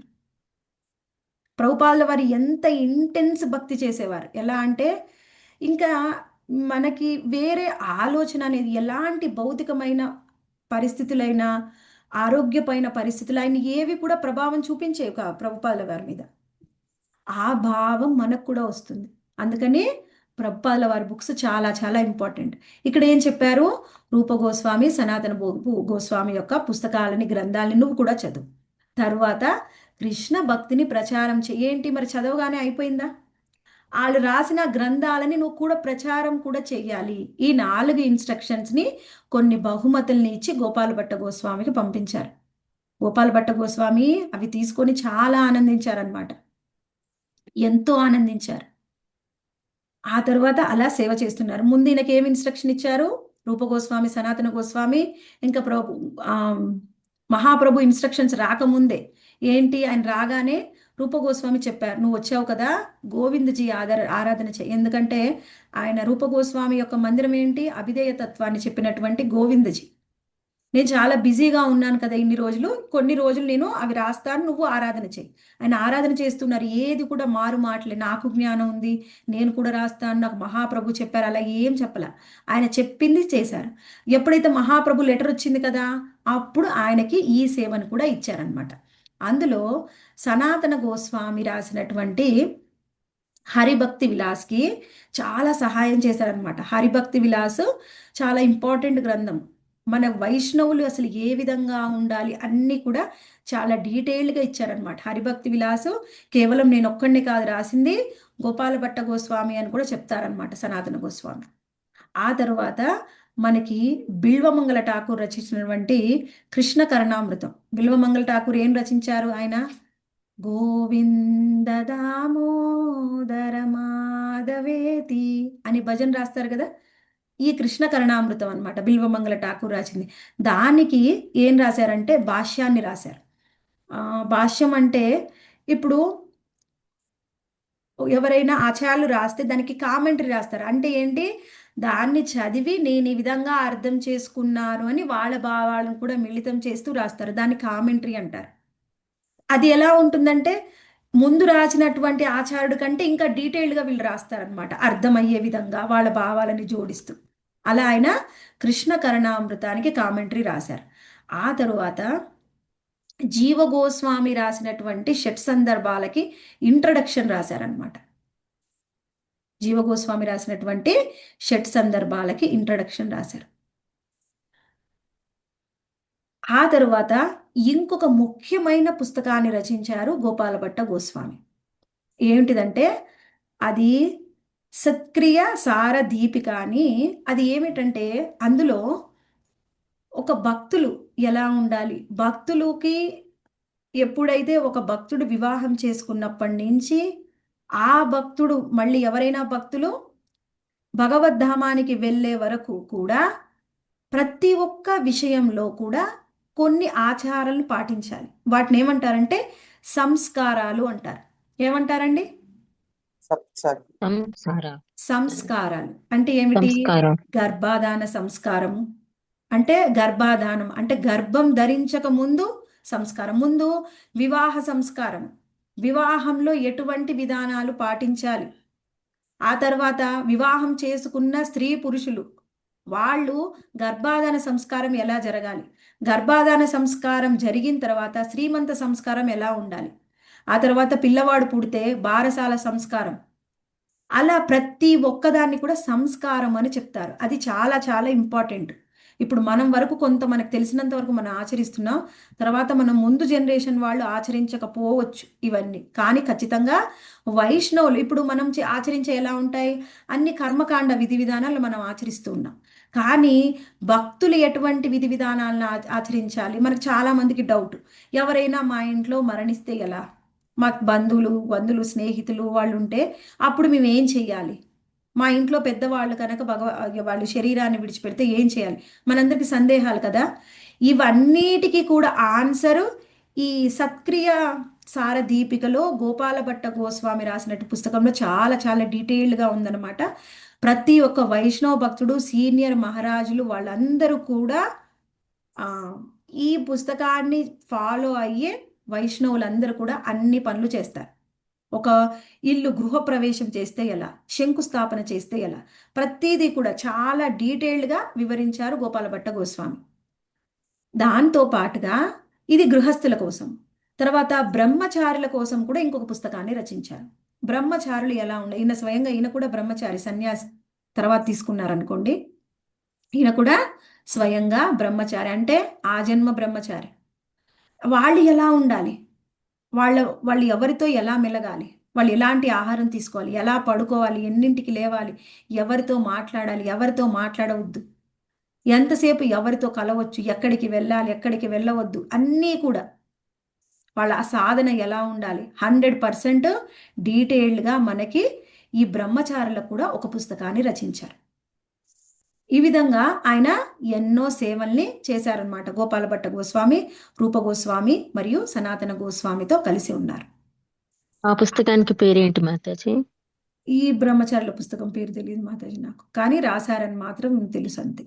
Okay okay Mataji. అయితే సన్యాసులు ఏ విధంగా వర్తించాలి, ఎలా ప్రవర్తించాలి వాళ్ళ జీవితంలో, అదంతా దాంట్లో మరణించిన ఉంటుంది. వాళ్ళకు కర్మకాండ అంతేనా అది కూడా మాతాజీ? తెలియదు. ఓకే. అయితే ఇక్కడ ఏం చెప్పుకున్నాం మనం? ఆ తరువాత మనకి గోపాల భట్ట గోస్వామి ఎక్కడికి వెళ్ళారు? అలా ఆయనది అయిపోయిన తర్వాత కొన్ని రోజులు అలా సేవ చేస్తూ ఉన్నారు. సేవ చేసిన తర్వాత వాళ్ళు ఎప్పుడైనా వాళ్ళ గురువులు వాళ్ళకి పర్మిషన్ ఇస్తే అప్పుడు వాళ్ళు తీర్థయాత్రకు వెళ్ళడానికి అవకాశం ఇచ్చేవారు. అలా ఒకసారి ఆయన తీర్థయాత్రలకి వెళ్ళారు. తీర్థయాత్రలకి వెళ్తే అక్కడ తీర్థయాత్రలో ఎవరిని కలుసుకున్నారు? ఆయన తీర్థయాత్ర వెళ్తూ ఉన్నారు. వెళ్తూ ఉంటే ఎక్కడికి వెళ్ళారు? మొత్తము ఈయన ఉన్న బృందావన్ అది పైనుంచి ఇంకా పైకి వెళ్ళారనమాట. ఎక్కడ? నేపాల్కి వెళ్ళారు ఒకసారి. నేపాల్ దగ్గర ఏముంటి ప్రత్యేకం ఏమిటంటే నేపాల్లో గండకీ నది ఉంది. నేపాల్లో ఉన్నటువంటి గండకీ నదిలో ఈయన వెళ్ళి వాళ్ళు బ్రహ్మచారులు కదండి, వాళ్ళు ఏం చేస్తారంటే వాళ్ళు ఎక్కడికి వెళ్ళినా వాళ్ళతో పాటు ఒక కమండలం అనేది ఉంటుందన్నమాట. ఎందుకంటే వాళ్ళు ఏదైనా అవసరానికి ఆ నీళ్లు ఉపయోగించేవాళ్ళు. వాళ్ళు తాగడానికైనా, వాళ్ళు ఎప్పుడు ఆచమనానికి, అది వాళ్ళు ఏది పడితే అది ఎప్పుడు పడితే అట్లా పట్టుకోరు. వెంటనే వాళ్ళ దగ్గర ఉన్న కమండలంలో నీళ్లు వాడతారు. అందుకని వెళ్ళినప్పుడు వాళ్ళ దగ్గర ఎక్కువ వస్తువులే ఉండవు. వాటితో పాటు కలిసి వాళ్ళు ఆ నదిలో మునక వేశారు. మునక వేసి ఆయన లేవగానే ఆ కమండలం బరువుగా అనిపించింది అనమాట. బరువుగా అనిపిస్తే ఆయన చూశారు. చూస్తే ఆ కమండలం లోపల ఆయనకి శాలిగ్రామ శిలలు కనిపించాయి. అదేంటి శాలిగ్రామ శిలలు వచ్చాయి, పొరపాటున వచ్చాయేమని ఆ కమండలాన్ని బోర్లించారు. బోర్లిస్తే అన్ని శాలిగ్రామాలు అందులో పడిపోయాయి. తర్వాత కొంత దూరం వెళ్ళి మళ్ళీ అక్కడ మునకేశారు. అక్కడ మళ్ళీ కనిపించాయి. ఈ శాలిగ్రామ శిలలు నా దగ్గరకు వస్తున్నాయి, నేను ఒక బ్రహ్మచారిని, నేను వీటిని ఎలా చూసుకోగలను అని ఏం చేస్తారు? మళ్ళీ నదిలో వేసేసి ఇంకో దగ్గరికి వెళ్ళి మునకేస్తే మళ్ళీ కమలంలోకి మళ్ళీ 12 శాలిగ్రామ శిలలు వచ్చాయి. అప్పుడు ఆయనకు అర్థమైంది, అంటే నేను తప్పకుండా ఇంకా వీటిని సేవని అందించాల్సిందే, వేరే నాకు మార్గం లేదు అనుకొని సేవల్ని అందించడానికి సిద్ధమై ఏం చేస్తాడంటే ఒక జోలెని తగిలించుకుంటారు మెడకి. మెడకు జోలెని తగిలించుకొని అందులో ఆ 12 శాలిగ్రామ శిలల్ని పెట్టుకుంటారు. మనలాగా బ్యాగులు, హ్యాండ్ బ్యాగులు ఆయనకి ఏం లేవన్నమాట పాపం. అందుకని ఏం చేశారు? మెడలో ఇప్పుడు మనం జపమాల వేసుకుంటాం చూడండి, అలా శాలిగ్రామ శిలలన్నిటిని కూడా మెడలో వేసేసుకున్నారు. ఆ తర్వాత ఇంకా ఆయన దారిలో వెళ్తూ ఉన్నారు. ఇంక ఇప్పుడు ఏం చెయ్యాలి? శాలిగ్రామాలు వచ్చాయి, ఇంక ఇప్పుడు బృందావనానికి వెళ్ళాలి. బృందావనానికి వెళ్తూ ఉన్నారు. వెళ్తూ ఉంటే దారిలో ఒకరోజు ఒక బ్రాహ్మణుడి ఇంట్లో విశ్రాంతి తీసుకున్నారనమాట. ఆ బ్రాహ్మణుడి ఇంట్లో విశ్రాంతి తీసుకున్నప్పుడు ఆయనకి ఆ బ్రాహ్మణ దంపతులు చాలా గొప్పవాడు, మంచి గొప్ప భక్తుడై ఉంటాడు, సాధు అని వాళ్ళు అడుగుతారనమాట. వాళ్ళిద్దరు కూడా దంపతులు, మాకు పుత్ర సంతానం కావాలండి, మాకు సంతానం లేదు. వెంటనే ఆయన ఆలోచిస్తారు. ఎప్పుడు కూడా ఇలాంటి శుద్ధ భక్తులు భౌతికమైన కోరికలను తీర్చడానికి వెంటనే ఆలోచిస్తారనమాట. భక్తినివ్వమంటే త్వరగా ఇస్తారు. సరే ఆయన ఆలోచిస్తూ ఉంటే అప్పుడు ఇలా ఆయన చెప్తారనమాట. ఆయన బ్రాహ్మణుడు ఏమంటారంటే, మాకు పుత్ర సంతానం కావాలని కోరిక ఉంది, కానీ ఆ మాకు పుట్టినటువంటి పుత్రుణ్ణి, మొదటి పుత్రుణ్ణి తప్పకుండాని మేము మీ సేవకే ఇచ్చేస్తాం కోరుకుంటారనమాట. సరే ఆయన కృష్ణ సేవకి ఇచ్చేస్తాను అనగానే ఆయన వెంటనే ఇస్తారో లేదో కానీ వెంటనే మనసులో సంతోషం కలిగి కృప ఇచ్చేస్తారనమాట. ఆయన ఆశీర్వదిస్తారు. ఆశీర్వదించగానే వెంటనే వీళ్ళకి పుత్ర సంతానం కలుగుతుంది. ఈయన వెళ్ళిపోతారు. ఈయన వెళ్ళిపోయి ఇంకా ఆ మెడలో వేసుకున్నారు కదా శాలిగ్రామ్కి సేవలు చేస్తూ ఉన్నారు. ఎలా శాలిగ్రామ్కి ఎలా సేవలు చేస్తారు? మరి వీళ్ళకి ఏమైనా ఇల్లుందా? ఆయనకి ఇల్లు లేదు. ఒక చెట్టుకి ఒక బుట్ట వేలాడదీశారనమాట. బుట్ట వేలాడదీసి అందులో ఈ శాలిగ్రామ శిలల్ని ఉంచి ఏం చేస్తారు? పొద్దున్నే లేవగానే స్నానం చేసి వచ్చి మధుకరి చేసి ఆ మధుకరిలో వచ్చినది అది తీసుకొని ఆ శాలిగ్రామాలకు ఆఫర్ చేసి వాళ్ళ జపము అవన్నీ అయిపోగానే వెంటనే వాళ్ళ శాస్త్ర అధ్యయనం చేసేవారు. శాస్త్రాలని రచించడం కానీ, అధ్యయనం చేయడం కానీ అవన్నీ చేసి ఆ తరువాత మళ్ళీ సమయం కుదిరినప్పుడు ప్రచారం చేయడము, ఇంక ఈ విధంగా వాళ్ళు సాధన చేస్తూ ఉన్నారు. అప్పట్లో పరిస్థితి ఎలా ఉండేదంటే వాళ్ళకంటూ ఒక ఇల్లు లేదు, ఒక చిన్న కుటీరం లేనప్పుడు చెట్టు కింద ఉంటే ఏంటి, ఉదయం అంతా ఓకే, మధ్య పొద్దునే ఉదయం ఉంటే ఎండ ఉంటుంది, చలి ఉంటుంది, అన్నీ ఉంటాయి పాప, అవన్నీ తట్టుకోవాలి. దాంతో పాటుగా రాత్రి సమయంలో ఈ బృందావనం అంటే ఏంటి, అన్ని వనాలు మొత్తం ఉన్నాయి, చుట్టూ వనాలే కదా. అందుకని క్రూర మృగాల యొక్క బెడద ఎక్కువగా ఉండేదన్నమాట. మరి ఈ క్రూర మృగాలని దగ్గర నుంచి మరి ఈ శాలిగ్రామాల్ని రక్షించాలి అంటే ఏం చేయాలి అని ఇలా ఒకరోజు ఆ, మృగాలు బాగా శబ్దం చేస్తున్నాయి. ఎలా ఏం జరుగుతుందో తీసుకొని వెళ్ళిపోతాయేమో అని శాలిగ్రామ్ శిలలు ఉన్నటువంటి బుట్టని మెళ్ళో వేసుకొని ఒక నావ తీసుకొని నది మధ్యలోకి వెళ్ళి ఆ నది మధ్యలో కూర్చుంటారనమాట. ఒక బాణం ఒక విల్లు పట్టుకొని నది మధ్యలో కూర్చుంటారు. ఏదైనా జంతువు వస్తుంది అనిపిస్తే ఆ నది బాణం అలా చూపించి శబ్దం చేసినా కానీ అది వెళ్ళిపోతుంది. అలా శ్రద్ధగా కాపాడేవారనమాట విగ్రహాల్ని. అంత అంత శ్రద్ధగా కాపాడేవారు. మనకి ఇంట్లో ఉన్న విగ్రహాలకే ఇంట్లో ఉన్న పటాలకే భోగా పెట్టడం అప్పుడప్పుడు మర్చిపోతాం. వాళ్ళు ఎలా రక్షిస్తున్నారు చూడండి. వాళ్ళ భావం ఏ స్థాయిలో ఉంది. ఏదైనా ఒక మనం మేము పడుకున్నామండి రాత్రి ఏ వచ్చిందో జంతువు ఒక శాలిగ్రామ్ పోయింది, ఎంత ఈజీగా చెప్పేస్తాము. అందుకనే శాలిగ్రామ శిలల్ని గోవర్ధన శిలని ఎవరికి పడితే వాళ్ళకి పూజించడానికి అర్హత లేదు. ఎవరైనా గురువు ఆదేశిస్తే కానీ, ఎవరైనా సీనియర్ డివోటీస్ గిఫ్ట్గా ఇస్తే కానీ తప్పించి మనంతటా మనం తెచ్చుకొని ఏ శాలిగ్రామ శిలని గోవర్ధన శిలని ఆరాధన చెయ్యకూడదు. ఇది చాలా ఇంపార్టెంట్ ఇన్స్ట్రక్షన్. ఇప్పుడు ఇప్పుడు ఏం జరిగింది? సరే అలా ఆరాధన చేస్తూ ఉన్నాడు. చేస్తూ ఉంటే ఆయనకి కొంత ప్రతిరోజు ఆయన అలా చేస్తూ ఉంటే ఆయనకి ఇబ్బంది కూడా కదా, మరి వాళ్ళన్నీ చెయ్యాలి. ఇవన్నీ చేస్తూ ఉంటే ఆయనకు అనిపించింది ఎవరైనా నాకు సహాయం చేయడానికి ఉంటే బాగుంటుంది అని అనిపించింది. కానీ ఎవరు లేరు. అలానే ఆయన చేస్తూ ఉన్నాడు. చేస్తూ ఉంటే ఒకరోజు ఒక మందిరం నుంచి ఒక పెద్ద వ్యాపారవేత్త వచ్చాడనమాట. వ్యాపారవేత్త వచ్చి అక్కడ ఉన్నటువంటి వాళ్ళందరికీ కూడా ఏం చేస్తున్నాడు, నగలు బట్టలు, ఎవరికి గోస్వాములు వాళ్ళ సన్యాసులకు వాళ్ళకి కాదండి నగలు బట్టలు, వాళ్ళు ఆరాధించేటటువంటి విగ్రహాలకి నగలు బట్టలు అన్నీ ఇచ్చేసి వెళ్తున్నాడు. అందరికీ అన్ని విగ్రహాలు ఉన్నాయి, వాళ్ళు తీసుకొని ఆరాధన చేసుకుంటారు. ఇది గోపాల్ భట్ట గోస్వామికి కూడా ఇచ్చారు. ఇచ్చినప్పుడు ఈయనకు అనిపించింది అనమాట, అయ్యో గోపాల్ భట్ట గోస్వామి అవి చూసి నా దగ్గర విగ్రహం లేదే, ఉంటే నేను కూడా బాగా అలంకరించుకునేవాడిని, విగ్రహం లేదే అని మనసులో మదన పడుతూ ఉంటారు. అప్పుడు ఆయన ఆ రోజు నరసింహ చతుర్దశి అన్నమాట. ఇక్కడ అన్ని మందిరాలకు వెళ్ళి దర్శనం చేసుకుంటారు. దర్శనం చేసుకొని అక్కడ వాళ్ళు చెప్పే కథలు ఉంటారు. నరసింహ కథ చెప్తారు కదా, అందరూ వింటూ ఉంటారు. అప్పట్లో ఏంటి మాకు తెలిసిలే నరసింహ కథ, వీళ్ళు చెప్పేది ఏంటి అలా అనుకోలేదు ఆయన. ఆయనే గొప్పవాడు, గోస్వామి అయినా ఏ మందిరంలో ఎక్కడ నరసింహ కథ చెప్తున్నా కానీ ఆ మెడలో జోల వేసుకొని వెళ్ళి నా శాలిగ్రాములు ఎక్కడికి వెళ్తే అక్కడికి తీసుకొని వెళ్ళడమే. ఎందుకంటే పెట్టడానికి ఒక ప్లేస్ లేదు ఆయనకి. ఆ బుట్టను మెళ్ళో వేసుకొని పోయి అన్ని వినేసి వస్తున్నాడు. వినేసి వస్తుంటే అలా ప్రతి ఒక్కళ్ళు కూడా ఒకటే చెప్తున్నారు అనమాట. ఏమిటి? ఎవరైతే భక్తితోని ఆరాధిస్తారో, భక్తితోని ప్రార్థిస్తారో వాళ్ళ కోసం స్వయంగా స్వామి వస్తారు. అలా ప్రహ్లాద్ మహారాజ్ ఆరాధించారు, ప్రార్థించారు, అందుకనే నరసింహస్వామి వచ్చాడు. మనం పిలవాలి కానీ భక్తితో ఖచ్చితంగా కృష్ణుడు వస్తాడు అని వాళ్ళందరూ చర్చించుకుంటున్నారు. చర్చించుకుంటే నాకు అనిపించింది, అంత భక్తి నాకుంటే బాగుండు. ఇక్కడ ఉన్నాయి శాలిగ్రామ్కి ముక్కు లేవు, చెవులు లేవు, నేనేం అలంకరణ చెయ్యను, ఏం బట్టలు వెయ్యను అని నాకు కూడా ఒక చిన్న విగ్రహం ఉంటే ఎంత బాగుండు అని మనసులో తలుచుకొని ఆయన నైట్ పడుకొని నిద్రపోతారు. పడుకొని తర్వాత వెళ్ళి అక్కడ ఉన్న నదిలో స్నానం చేసి, యమునా నదిలో స్నానం చేసి వచ్చి ఇంకా ఆరాధన చెయ్యాలి కదా. శాలిగ్రాములను తీసి చూడగానే ఆయన దగ్గర ఉన్నటువంటి ఈ 12 శాలిగ్రామాల్లోంచి ఒక శాలిగ్రామం మాత్రము కొంచెం పెద్దగా ఉంటుందన్నమాట. ఆ శాలిగ్రాము స్వయంగా రాధా రమణ్ లాగా మారిపోతుంది. హరి బోల్ హరి బోల్ హరి బోల్. స్వయంగా రాధారమణ హరి చూస్తే బోల్ మనకి మాతాజీ, ఎంత హరి బోల్. ఉండదండి, ఇంతే ఉంటుంది విగ్రహం, ఇంతకంటే పెద్దగా ఉండదు, ఒక జానంతే. అలా అలా విగ్రహంలా మారిపోతుంది. ఖచ్చితంగా మాతాజీ శాలిగ్రామం అంటే విగ్రహాలే కదా మాతాజీ. విగ్రహం మాత. శాలిగ్రామ్ అంటే నేను మీకు ఇప్పుడు చూపిస్తాను. స్టోన్ లాగా ఉంటాయి కదా మాత, స్టోన్స్ లాగా ఉంటాయి కొద్దిగా, అంతే కదా. గుండ్రని రాళ్లలాగా అనిపిస్తాయి. అవి రాళ్లే, టెంపుల్స్ కాకపోతే లో కూడా ఉండవు ఏంటి కదా మాతాజీ, మాతాజీ, టెంపుల్స్ లో కూడా ఉండవు కదా. టెంపుల్స్ టెంపుల్స్ లో ఉంటాయి, ఇస్కాన్ టెంపుల్స్ లో ఉంటాయి చాలా. బ్లాక్ కలర్ లో ఉంటాయి ఎక్కువ.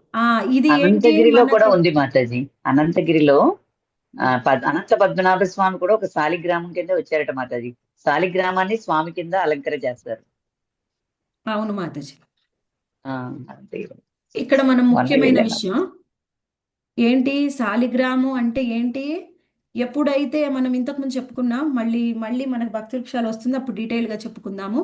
స్వయంగా గండకీ నది నుంచి, గండకీ నది ఎవరు, ఆ గండకీ నదిలో పడినటువంటి ఆ పక్కనే ఒక అన్నపూర్ణ కొండ ఉంటుంది, ఆ కొండలోంచి పడ్డటువంటి రాయిలు గండకీ నదిలో, అక్కడ వజ్రకీట అనే పురుగు దాన్ని తొలుస్తుందన్నమాట. తొలిచినప్పుడు అది ఒక్కొక్క రాయి ఒక్కొక్క రూపాన్ని వస్తుంది. ఆ రూపం ఏమిటి, విష్ణు రూపం కావచ్చు, నారాయణ కావచ్చు, నరసింహ కావచ్చు, కృష్ణ కావచ్చు, బలరాముడు కావచ్చు, అనంతుడు కావచ్చు.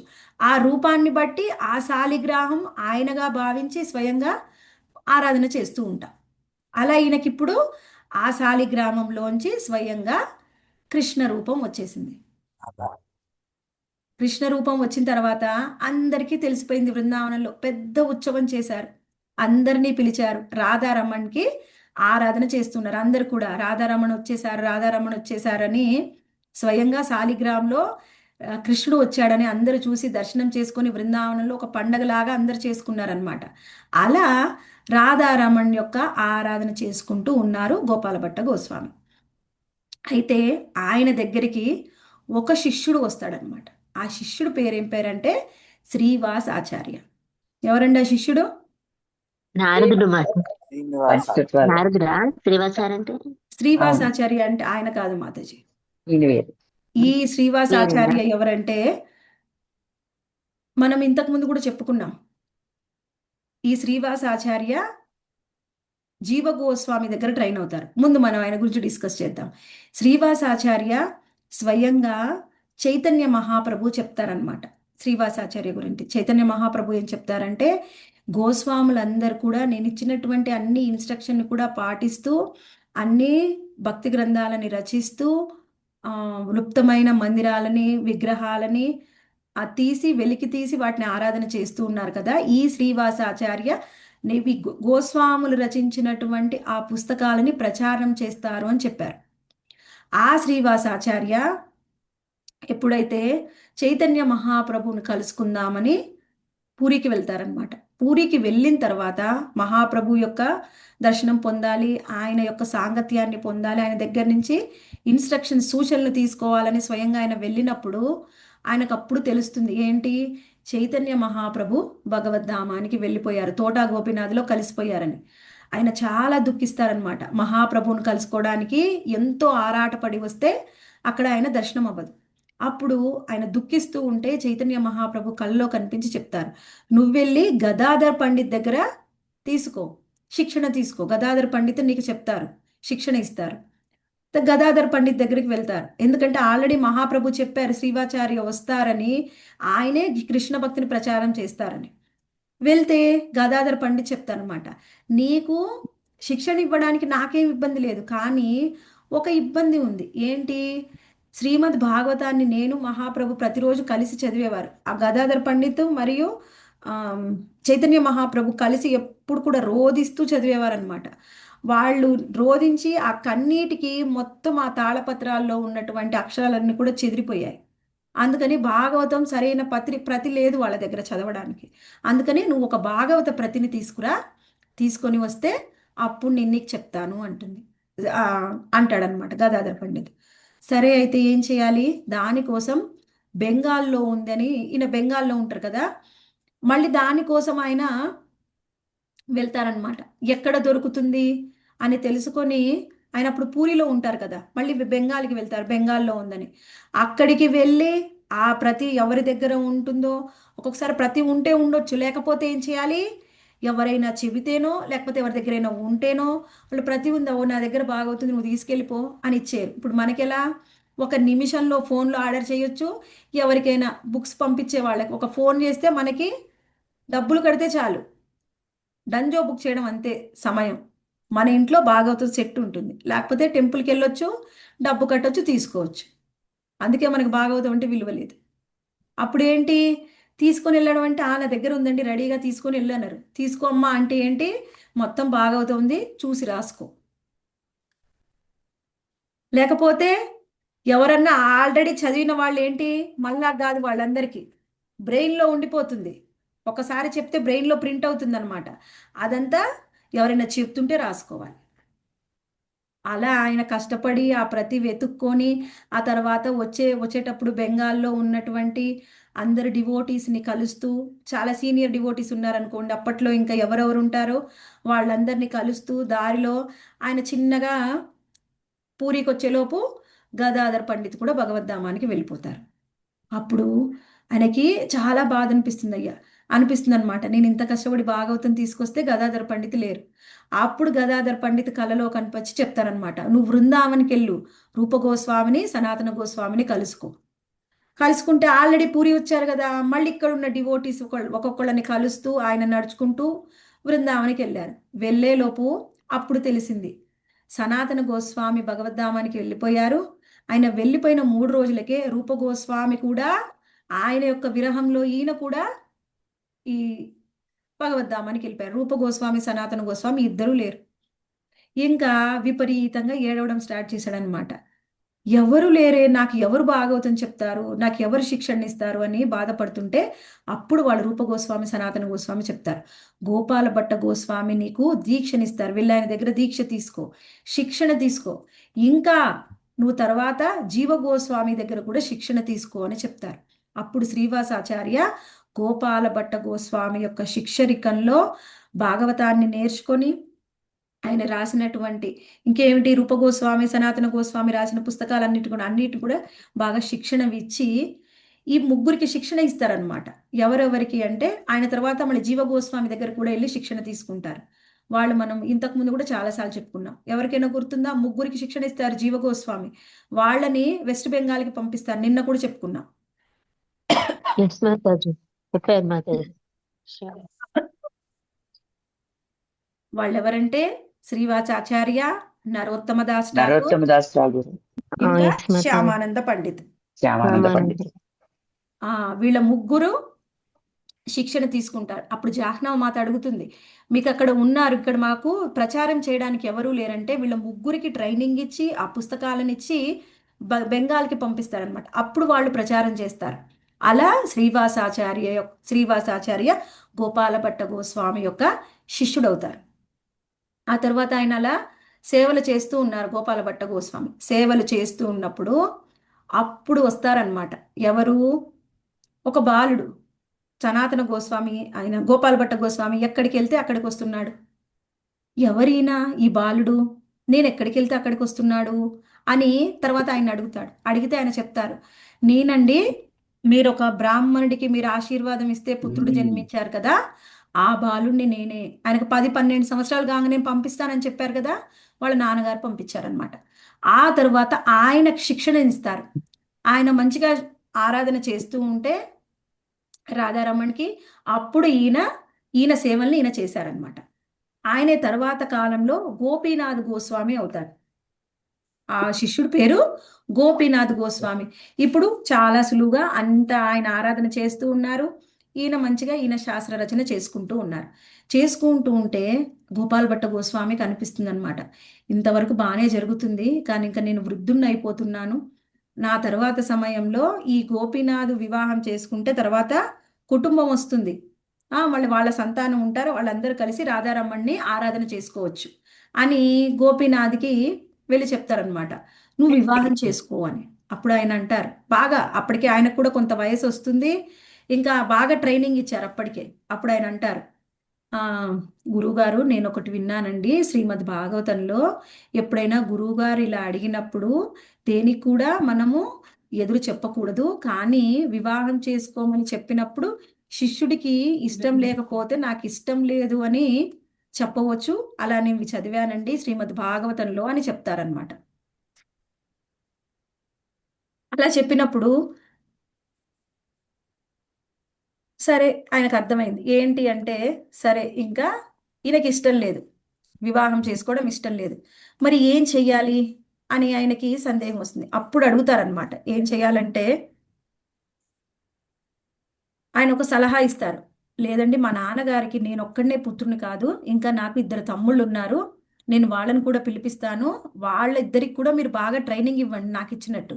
వాళ్ళ తదుపరి ఇంకా వివాహం చేసుకొని రాధారమ్మణ్ణి చాలా బాగా చూసుకుంటారు అని ఆయన చెప్తారనమాట. చెప్పినప్పుడు చాలా సంతోషించి ఆ 2 తమ్ముళ్ళని, ఆ గోపీనాథ్ యొక్క 2 తమ్ముళ్ళని కూడా పిలుచుకొచ్చి వాళ్ళిద్దరికి కూడా ట్రైనింగ్ ఇస్తే వాళ్ళిద్దరు కూడా కలిసి ఆ కుటుంబాలు మొత్తము అప్పటి నుంచి ఇప్పటి వరకు దాదాపుగా 25 తరాలు వెళ్ళిపోయాయంట. వాళ్ళందరూ కూడా రాధారమణ్ సేవ చేస్తున్నారు. కానీ ఇప్పుడు రాధారమణ్ యొక్క సేవలో పూర్తిగా 5 కుటుంబాలు పూర్తిగా నిమగ్నం అయిపోయి ఉన్నాయంట రాధారమణ్ యొక్క సేవలు. మనకి బృందావన్కి వెళ్తే వాళ్ళు అక్కడే చుట్టుపక్కల ప్రాంతాల్లో ఉండి రాధారమణ్కి సేవలు అందిస్తూ ఉన్నారు.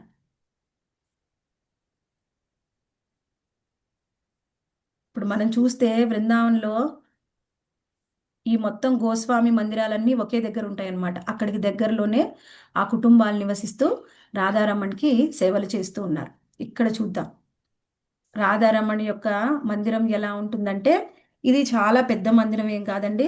మనం ఇప్పుడు ఆ, అప్పుడు చూసాం కదా గోవిందజీ మందిరం అలా పెద్దగా ఉండదు, చిన్న మందిరమే. కానీ లోపలికి వెళ్తే మాత్రం ఒక విశాలమైన హాలు, చాలా పెద్ద పెద్ద తులసి కోటలు ఉన్నాయి. మీకు ఎవరికైనా గుర్తుంటే ఉండొచ్చు. అవును మాతాజీ చూసాను. మాతాజీ. ఇక్కడ చూడండి రాధారమణ్ Yes, ఎలా Mataji. ఉంటారు. చాలా ఎత్తులో ఉంటారు రాధారమణు. మనము దగ్గరికి కూడా వెళ్ళి చూడలేము. దూరం నుంచి అవును. చూస్తే కూడా చాలా చిన్న విగ్రహం అనిపిస్తుంది. అయితే ఇక్కడ ప్రత్యేకత ఏమిటి అంటే, ఈ రాధారమణ్ విగ్రహం పక్కన రాధారాణి ఉంటుంది, కానీ రాధారాణి విగ్రహం ఉండదన్నమాట. రాధారాణిని ఇలా ఒక బట్టలతోని ఇలా చుట్టి రాధారాణికి కిరీటము అట్లా మాలలు వేసి అలంకరణ చేసి ఉంటారు. కానీ రాధారాణి ఇక్కడ విగ్రహ రూపంలో ఉండదు. ఇది ఈ మందిరం యొక్క ప్రత్యేకత. ఇంకొంచెం దగ్గరగా చూద్దాము. ఇక్కడ చూడండి ఎలా సుందరంగా మెరిసిపోతున్నారు. ఎస్ మాతాజీ, చూసాం మాతాజీ. ఆ, వస్తుంది. ఇది చూడండి రాధారమణ్లో ప్రత్యేకంగా మాతాజీ, చూసారా. చాలా ఈయనకి బాగున్నారు. ఆయన చూడండి చూసాం. మాత్రం చిన్న చిన్న పళ్ళు కనిపిస్తున్నాయా. అవును మాతాజీ. మాతాజీ ఇప్పుడు మా సాలగ్రామంలో నుంచి వచ్చింది ఈ విగ్రహమేనా మాతాజీ? ఆ సాలగ్రామంలోంచి వచ్చిన విగ్రహం ఇది. అదే మనం చూసాంగా ఇది. ఉమ్. కాకపోతే మీరు టెంపుల్కి వెళ్ళి చూస్తే ఇది ఇంత పెద్దగా మీకు ఇంత బాగా డీటెయిల్ గా అవును కనిపించదు. ఇంతలా కనిపించలేదు మాతాజీ. అవును మాతాజీ. అవును మాతాజీ, అవును. తిరిగి వచ్చాక చెప్పారు పళ్ళు కనిపిస్తాయి అని. అక్కడ ఏం ఇక్కడ ఎంత కనిపించలేదు. బాగుంటారు అవును. చూడు మాతాజీ. మాకు అక్కడ చెప్పారు, ప్రభుజీ చెప్పారు మాకు, మేము చూసాము. ఓకే, ఇక్కడ చూడండి ఇంకా కనిపిస్తున్నాయి. ఓకే, ఇంకొంచెం దగ్గరగా చూపిస్తాను. చూడండి ఇక్కడ ఉన్నాయన్ని పళ్ళు కనిపించట్లేదు. చూడండి ఇక్కడ అవును కనిపించట్లేదు. మాతాజీ. ఇక్కడ కనపడ్డండి. ఈయన ప్రత్యేకత ఏంటి అంటే, రాధారమణ్లో ఆయన యొక్క భావానికి అనుగుణంగా విగ్రహం యొక్క ఫీచర్స్ మారిపోతాయి అన్నమాట. ఆయనకి బాగా ఇష్టమైతే బాగా గట్టిగా నవ్వుతారు. ఇక్కడ నవ్వట్లేదు అంటే పళ్ళు కనిపించట్లేదు, కానీ ఇక్కడ కూడా నవ్వుతున్నారు. చూడండి అది అన్నమాట ప్రత్యేకత. ఇక్కడ చూడండి ఈయన చేతులు చిన్న విగ్రహం, కానీ చేతులు ఎంత విశాలంగా ఉన్నాయో. స్వయంగా గోపీనాథ్ యొక్క చేతులు అనమాట ఇవి. ఈ ఛాతీ ఇవన్నీ కూడా గోపీనాథ్ ఎలా ఉంటారో అలానే ఉంటారు రాధారమణ్. ఫేస్ కూడా చూడండి, sharp nose, face features particular గా ఉంటాయి మొత్తం. ఇది గోవిందజీ ఇలా ఉంటారన్నమాట. కళ్ళు కూడా స్వయంగా బాగున్నాయి కృష్ణుడు. మాతాజీ. ఇక్కడ చూడండి మొత్తం ఎస్ మాతాజీ. దర్శనం ఇదే చూసుకోండి. మాతాజీ, నాకు కళ్ళు ఎప్పుడు కూడా డౌట్ ఇక్కడ చూడండి మదన్ మోహన్ ఎలా ఉన్నాయో, పాద పద్మాలు ఎస్ మొత్తం మాతాజీ. త్రిభంగి రూపంలో చాలా చిన్నగా ఉంటారు. దూరం నుంచి చూస్తే అసలు మనకి ఇలా అర్థం కాదు. ఇక్కడ దగ్గర నుంచి Yes, మనకి ma'am. పిక్చర్స్ లోనే బాగా అర్థం అవుతారు. తీసుకున్నా మాతాజీ ఫోటో. ఇద్దరు వేరు వేరు. బాగుంది. అన్ని Very ఒకటే good. మాతాజీ, అన్ని ఒకటే. రాధా గోవింద రమణ అని చెప్పారు. మాతాజీ చెప్పండి. ఇప్పుడు ఈ విగ్రహం పేరు రాధా గోవింద మాతాజీ లేకపోతే రమణ? రాధా రమణ్ మాతాజీ, కానీ రాధా గోవిందజీ లాగా ముఖం ఉంది అని చెప్తున్నాను. Okay okay. ఓకే, అర్థమైందా మాతాజీ.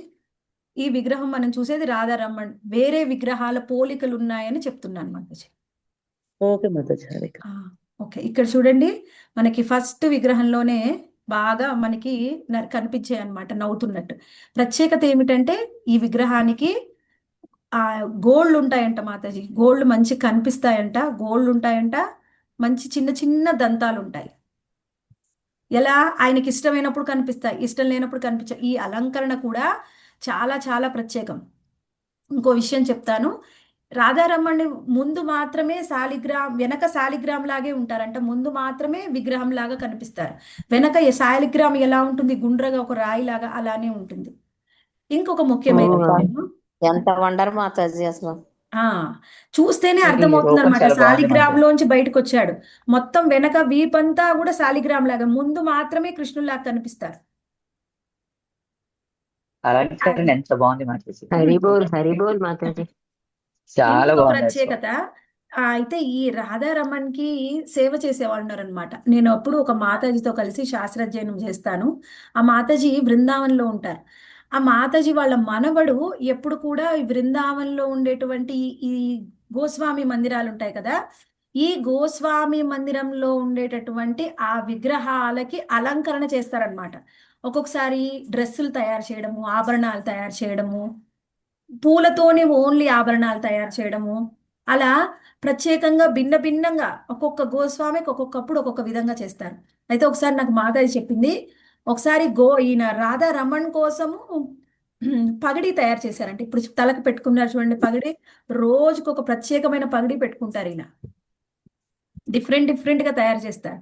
ఆ పగడి ఎంత బాగుందంటే, ఆ రోజంట రాధారమణ్లో ఉన్నటువంటి పళ్ళు ఉంటాయి చూడండి, ఇక్కడ మనకి రెండేపు కనిపిస్తున్నాయి, మొత్తం పళ్ళన్నీ ప్రత్యేకంగా మొత్తం కనిపించడం, నవ్వుతూనే ఉన్నారంట ఎంతసేపు అయినా. హరి హరి బోల్. హరి ఆయనకి అంత బోల్ ఆనందం హరి వచ్చింది బోల్. మాట. హరి బోల్ మాతాజీ. అది చేసిన వాళ్ళు ఆ రోజు డివోటీస్ అందరూ ప్రత్యేకంగా అనుకుంటున్నారంట, కీర్తన అవి ఎంతసేపు అయినా అయిపోవట్లేదు మాతాజీ, అసలు ఎవ్వరు వెళ్ళడం లేదు మందిరంలోంచి, అంత బాగుంది అని చెప్పారనమాట ఒకసారి. ఇంకో ముఖ్యమైన విషయం ఏంటి రాధారమణ్ అంటే, ఈయన ఎలా అంటే రెసిప్రోకేట్ చేస్తారు భక్తులు, అక్కడ పూజారులు ఉంటారు కదా, వాళ్ళతో ఎలా రెసిప్రోకేట్ అవుతారంటే, ఆయనకి ఇప్పుడు ఇలా అలంకరణ చేశారు కదా, ఇప్పుడు చూడండి పగిడి పెట్టారు పైన, ఇవన్నీ వేశారు చూడండి అలంకరణ, ఇవి చేతులకి బ్రేస్లెట్స్, నగలు, పూలు, ఈయన ఏది కోరుకుంటే అలానే అలంకరణ చేయించుకుంటారు. ఆయనకు నచ్చకపోతే ఎన్నిసార్లు పెట్టినా జారిపోతుందంట, అబ్బా అసలు అది ఉండనే ఉండదంట మాతాజీ ఎంత ప్రయత్నం హరి చేసినా. బోల్. ఒకరోజు అలంకరణ చేద్దామని పూజారులు ప్రయత్నం చేస్తుంటే అసలు ఏది ఉండట్లేదంట, అన్ని జారిపోతుంటే ఆ పూజారులకు కోపం వచ్చి అన్నారంట, స్వామి నువ్వు ఇలానే చేస్తే నీకు ఒక్క కౌపీనం తప్ప ఇప్పుడు ఏం లేదు, నువ్వు ఇంతే అల్లరి చేస్తే మేము ఇలానే కర్టెన్ ఓపెన్ చేస్తాం, అక్కడ అందరు ఉన్నారు భక్తులు, వాళ్ళందరూ చూస్తారు, నీ ఇష్టం అన్నారంట. ఎప్పుడైతే ఆ మాట అన్నారో సైలెంట్ గా వాళ్ళు వేసిన బట్టలన్నీ వేయించుకున్నారంట మాతాజీ, అప్పుడు ఒకటి కూడా కృష్ణ జారిపోలేదు. హరి బోల్ కృష్ణ మాతాజీ. కృష్ణ. మేడం ఆయన మీకు ఇవన్నీ అక్కడికి ఆ వెళ్ళి ప్ర- ఎలా తెలుసుకున్నారు మీరు? బుక్స్ నేను లో చదివి డివోటీస్ చెప్పినవి వింటాను కదా మాతాజీ, ఏదైనా డివోటీస్ ఎస్ చెప్పినవి. మాతాజీ. చాలా గ్రేట్ పేరు, మీకు ఎలా గుర్తుంటాయి? మాకు అసలు మీరే చెప్పిన ఈవేళ గుర్తుండటం లేదు. ఇలాంటి ప్రత్యేకమైన విషయాలు ఎలా మర్చిపోతాం మాతాజీ, నార్మల్ విషయాలు వేరు కదా, నేను కూడా అన్ని మరి మళ్ళీ ఎప్పుడు మర్చిపోతాను, వెళ్దాం మాతాజీ చూడడానికి? మళ్ళీ నేను అన్ని మర్చిపోతాను రాధారమణి మాతాజీ. చూడడానికి మీరు వెళ్దాం ఎప్పుడన్నా మాతాజీ. ఏదన్నా సర్వీస్ ఇస్తారు నాకు, అది అది కావాలి ఇది కావాలంటారు, ఎన్నిసార్లు చెప్పినా అది గుర్తుండదు, ఇవైతే గుర్తుంటాయి మాతాజీ. అదే విన్నాక మళ్ళీ చూడాలనిపిస్తుంది మాతాజీ. మాతాజీ మళ్ళీ నేను ఇంకోసారి బాగా వెళ్దాం మా అసలు రాధారమణి చూడడానికి. అక్కడ ఎక్కువ ఫొటోస్ కూడా ఇట్లా రాధారమణి చాలా ఉన్నాయి, బృందావనంలో చూసాం కదా అక్కడక్కడ, అసలు ఎస్ ఇట్లా పళ్ళు మాతాజీ. కనపడుతూ అలా చాలా చూసాం అక్కడక్కడ కనపడేవి. ఇందాక నేను చూపించిన పిక్చరు ఇంకొకసారి చూపిస్తాను చూడండి, ఎంత ప్రత్యేకత అంటే రాధారమణం, ఆయన అలంకరణ ప్రతిరోజు కూడా రాత్రి భిన్నమైన అలంకరణ చేస్తారు. ఆయన ఒక చిన్న మందిరంలో ఉంటారు, భిన్నంగా అలంకరణ చేస్తారు. అవి కూడా అలంకరణ కూడా ఏదైనా కానీ ఆ స్వామి ఎలా కోరుకుంటారో అలానే అవుతుందంట అలంకరణ. వాళ్ళు ఏం కోరుకుంటున్నారో అది వేరు, ఆయనకు నచ్చితేనే వేసుకుంటారు, నచ్చే విధంగా అలంకరణ చేయించుకుంటారు. చూడండి ఎంత బాగా, అసలు నిజంగా అది మామూలు ఒక చాలా ఫేస్ బాగుంది చూసినట్టుంది కదా మాతాజీ. చాలా చాలా బాగుంది. బాగుంది, మాతాజీ చాలా అక్కడికంటే బాగుంది. ఇక్కడే బాగా కనబడుతున్నారు మాతాజీ. అసలు అంత చిన్న విగ్రహాన్ని కూడా అలా అలంకరణ చాలా చేయడం బాగుంది, చాలా గ్రేట్. ఎంత అద్భుతంగా ఉందో అలంకరణ కూడా. అబ్బా అది మనకి ఏదో ఒక విగ్రహం చూసినట్టే అనిపించట్లేదు. అవును. ఎస్ మాతాజీ. మాతాజీ ఎవరు కావాలి వాళ్ళు ఫోటో అసలు తీసుకోండి, బాగుంది, చాలా చూస్తున్నట్టుగా ఉంది, బాగుంది. డైరెక్ట్ గా చూస్తున్నట్టుగా ఇది చూడండి మాతాజీ, ఉన్నది ఆ అలంకరణ కళ్ళు కూడా ఆ ఈ ఫేస్ బ్రేస్లెట్స్ అంతా. అన్ని ఎప్పుడు కూడా అవును. ఒక ప్రత్యేకమైన అవి ఉంటాయి మాతాజీ, అవే అలంకరిస్తూ ఉంటారు, చాలా బాగుంటారు. అది చూడండి ఆ భంగిమ, త్రిభంగి రూపంలో ఇక్కడ కృష్ణుడి క్లియర్ యొక్క గా పాద కనబడుతుంది పద్మాలు మాతాజీ, ఎంత క్లియర్ గా ఎంత బాగున్నాయో. చాలా క్లియర్ గా ఉంది. మళ్ళీ వెళ్ళి చూడాలనిపిస్తుంది మాతాజీ వెళ్ళి. అదే అంటున్నాను మాతాజీ, మళ్ళీ తీసుకెళ్ళమంటున్నాను. ఇక్కడ చూడండి మాతాజీ, ఇంకా గజవాహనం మీద కూడా ఆయనకి అలంకరణ చేసి ఆయనకి సేవలు అందిస్తూ ఉంటారు. ఆయనకి నచ్చిన సేవ స్వీకరిస్తారు మాతాజీ, ఆయన సేవ నచ్చకపోతే ఆ సేవ జరగనివ్వరు. నైట్ కూడా ప్రత్యేకత ఏంటి అంటే ఆయనకి ఎప్పుడు పడుకోవాలనిపిస్తుందో శయనారతి అప్పుడే అవుతుందంట. ఎంత తాపత్రయపడ్డా కానీ అది ముందు అవదు. ఒక్కోసారి ఆయనకి ఇష్టమైతే ముందే అయిపోతుంది. ఆయన ఏం కోరుకుంటారో అలానే జరుగుతుంది మాతాజీ. ఓకే, కృష్ణుని చూసి మైమర్చిపోవడం అయిపోతే తర్వాత గోపాల భట్ట గోస్వామి సమాధి మందిరం చూద్దాం. ఇక్కడ చూడండి మాతాజీ, ఇది కూడా మనం అందరం చూసాము. గోపాల భట్ట గోస్వామి సమాధి మందిరము లోపల ఆయన సమాధి మందిరం ఉంది చూడండి, ఇలా ఉంటుంది. అయితే దీని చుట్టూ మనకు ప్రదక్షిణ చేస్తూ ఉంటే ఒక చిన్న కిటికీలో మనకి ఆ గోపాలభట్ట గోస్వామి ఆరాధన చేసిన శాలిగ్రామ్ విగ్రహాలు ఇంకా 7 ఉన్నాయి కదా, ఇంకా 11 ఉన్నాయి కదా, ఇది ఒకటే కదా విగ్రహం అయింది. మిగిలిన 11 విగ్రహాలు అక్కడ కిటికీలో ఆయన సమాధి మందిర్ పక్కనే పెట్టి ఉంచారనమాట. మనం అందరం కూడా చూసాం, మరి ఎంతమంది చూసారో ఎంతమందికి గుర్తుందో నాకైతే తెలియదు. కాకపోతే ఇది మనకి రాధారమణ్ విగ్రహం ఎక్కడ ఉందో అక్కడే పక్కనే ఉంది సమాధి మందిరం. చూడండి, ఇక్కడ పైనుంచి చూస్తే మనం లోపలికి వచ్చి మందిరంలోకి రాగానే దర్శనం చేసుకుంటే ఇలా దూరంగా ఒక సింహాసనంలో రాధారమణ్ అలా చిన్నగా కనిపిస్తారు మనకి, ఇలా కనిపిస్తారు మామూలుగా చూస్తే. ఎంత చిన్నగా ఉన్నారు చూడండి. చాలా చిన్నది. ఇంకా ప్రత్యేకత ఏమిటంటే ఈ మందిరంలో అంట ఎప్పటి నుంచో ఒక పొయ్యి వెలిగించారంట. అది ఎవరు పట్టించుకపోయినా అప్పటి నుంచి అప్పుడు వెలిగించిన గోపాల భట్ట గోస్వామి ఉన్నప్పటి నుంచి ఆ పొయ్యి ఇప్పటి వరకు వెలుగుతూనే ఉంది. అదే పొయ్యి మీద బోగా తయారు చేసి రాధారమణ్కి ఆఫర్ చేస్తారు ప్రతిరోజు కూడా. హరి బోల్ హరి బోల్. అసలు అది మలిగిపోవడం అనేది ఉండదేమో మాతాజీ. అది మలిగిపోదంట మాతాజీ, ఆ పొయ్యి అలా వెలుగుతూనే ఉంటుందంట. మీరు ఇంకొక చూపించలేదు మాతాజీ, మరి మాకు చూపించలేదు మీరు అక్కడ. మనకి చూపిస్తారా మాతాజీ? మీది ఎక్కడ ఉంది కిచెన్, అందులో పొయ్యి చూపియండి అని అడిగితే మనకు చూపిస్తారా చెప్పండి? మాతాజీ కొంచెం బాంకి బిహారీలో కొంచెం ఉన్నట్టుగా అట్లా కనపడుతున్నారు మాతాజీ, రాధారమణ్ కొద్దిగా అలా అనిపిస్తుంది. అవునా ఇంకొక మాతాజీ? ప్రత్యేకత ఏంటంటే మాతాజీ, ఇప్పుడు గోపాల్ భట్ట గోస్వామికి మహాప్రభు కొన్ని గిఫ్ట్స్ పంపించారు కదా, ఆ గిఫ్ట్స్ మళ్ళీ రాధారమణ్కి అప్పట్లో ఉన్న రాజులు, ఆయన చాలా చిన్నగా ఉన్నాడు కదా, ఈయనని లాల్జీ రమణ్జీ అంటారంట. లాల్జీ రాధారాణి అని ఇలా లాల్జీ రమణ్జీ అని ఈయనకి పిలుస్తుంటారు, ఎందుకు చిన్నగా ఉన్నారని. కొంతమంది రాజులు ఆయనకు ఆడుకునే బొమ్మలు అవన్నీ ఇచ్చేవారంట. అవన్నీ కూడా పక్కనే ఒక చిన్న మ్యూజియం ఉంది, ఆ మ్యూజియంలో ఉన్నాయంట. అవి ప్రతి నరసింహ చతుర్దశి తర్వాత రోజు ఈయన ఆవిర్భవించారు కదా, నరసింహ చతుర్దశి తర్వాత ఆ రోజు రాధారమణ ఆవిర్భావ దినోత్సవం సెలబ్రేట్ చేస్తారు. ఆ రోజు మనం వెళ్ళి కావాలంటే ఆ వస్తువులన్నిటిని చూడవచ్చు. ఇంకొకటి గౌరవ పూర్ణిమ రోజు కూడా డివోటీస్ని ఎలో చేస్తారంట అవన్నీ చూడడానికి. గోపాల్ భట్ట గోస్వామివి మరియు రాధారమణ్ యొక్క ప్రత్యేకమైన వస్తువులు ఏవైనా దర్శనం చేసుకోవచ్చు. ఓకే, రాధారమణ్ జీకి జై. మాతాజీ చాలా మాతాజీ, మదన్ ఇంకేమైనా మోహన్ చూస్తారు? గోవింద్ గోపినాథ్ ముగ్గురిని కలిపి వచ్చారు కాబట్టి అంత పవర్ఫుల్ గా ఉన్నారేమో. చూసారా మాతాజీ, దర్శనం అయిందా? చాలా ఆయన చాలా వదలబుద్ధేయట్లేదు ఇక్కడ మాతాజీ. చూసాం కాబట్టి మంచిగా ఉంది మాతాజీ, అక్కడే చాలా ఫోటో చిన్నగా ఉంది కాబట్టి తీసేసుకున్నాం, అర్థం ఫోటో కాలేదు. తీసుకున్నాం, అక్కడ ఏం బాగుంది. అర్థం అవుదు మాతాజీ. కాకపోతే స్టోరీ చెప్పారు, ప్రభుజీ చెప్పారు కానీ అదే సాలగ్రామం ఇలాగా ఆ తెల్లారిపాటికి స్టోరీ కూడా మాతాజీ అక్కడ ఏదో మనం తొందరలో ఒక్క కొంచెం నిమిషం కొంచెం అంటే సాలగ్రామం మారిందని చెప్పారు. అంటే ఇంత వివరంగా లేదు కానీ మీరు అంతే చక్కగా అంతే వివరించి అంతే. చెప్పారు. మనం దాని అసలు మంచిగా బృందావన బృందావన్ని యాత్ర రిలీజ్ చేయాలంటే మాతాజీ మనము ఇక్కడ ఇలా డిస్కస్ చేసుకున్నట్టు ప్రశాంతంగా ఇక్కడ ఊహించుకున్నట్టు అక్కడ రియల్ యాత్ర ఉండదు. రియల్ యాత్రలో అంత హరి ఎప్పుడు. అక్కడ మనం తిరిగి తిరిగి అలసిపోయి ఉంటాము, వేరే అవగేషన్స్ ఎక్కువైపోయి దీని మీద కాన్సన్ట్రేట్ చేయం. ఏమో లేదో తెలియట్లేదు కదా మాతాజీ. ఇక్కడ మాత్రం చూస్తుంటే కళ్ళు కూడా మూత బుద్ధి పట్టలేదు. ఎంత చూసినా తనివి తీరట్లేదు కృష్ణుండి. అంత ఆ, అందంగా ఉన్నారు కొంచెం మాతాజీ కొద్దిగా. కొంచెం బాంకి బిహారీ కృష్ణయ్య కూడా కొద్దిగా ఇలా అనిపిస్తున్నారు మాతాజీ, అవునా? కొద్దిగా కొంచెం పోలికలు అలా అనిపిస్తుంది. మాతాజీ ఆ, కొద్దిగా బాంకి వేరే బిహారీ ఉంటాయి. కృష్ణయ్య లాగా కొద్దిగా. కళ్ళు అలా పెట్టారు. అయితే మీరు ఎప్పుడైనా రాధా రమణ్ అని యూట్యూబ్ లో కొట్టండి మాతాజీ, దర్శనం వస్తే. ఇప్పుడు యూట్యూబ్ లో ఒక ఫీచర్ ఏంటంటే ఒకసారి చూస్తే మళ్ళీ మళ్ళీ అది మనకు కనిపిస్తుంది. అబ్బా. అలా మీరు కానీ మాతాజీ కావాలంటే ఎప్పుడైనా దర్శనం మాతాజీ చేసుకోండి. ఇప్పుడు మీరు చూపించింది ఫోటో తీసుకున్నాం మాతాజీ, స్క్రీన్ షాట్ చాలా బాగా వచ్చింది. ఓకే ఓకే నేనేదో 10 ఓకే తీసాను. మాతాజీ. హరే కృష్ణ. హరి బోల్. బాగుంది. చాలా కానీ బాగుంది. మాతాజీ నిజంగా స్వామి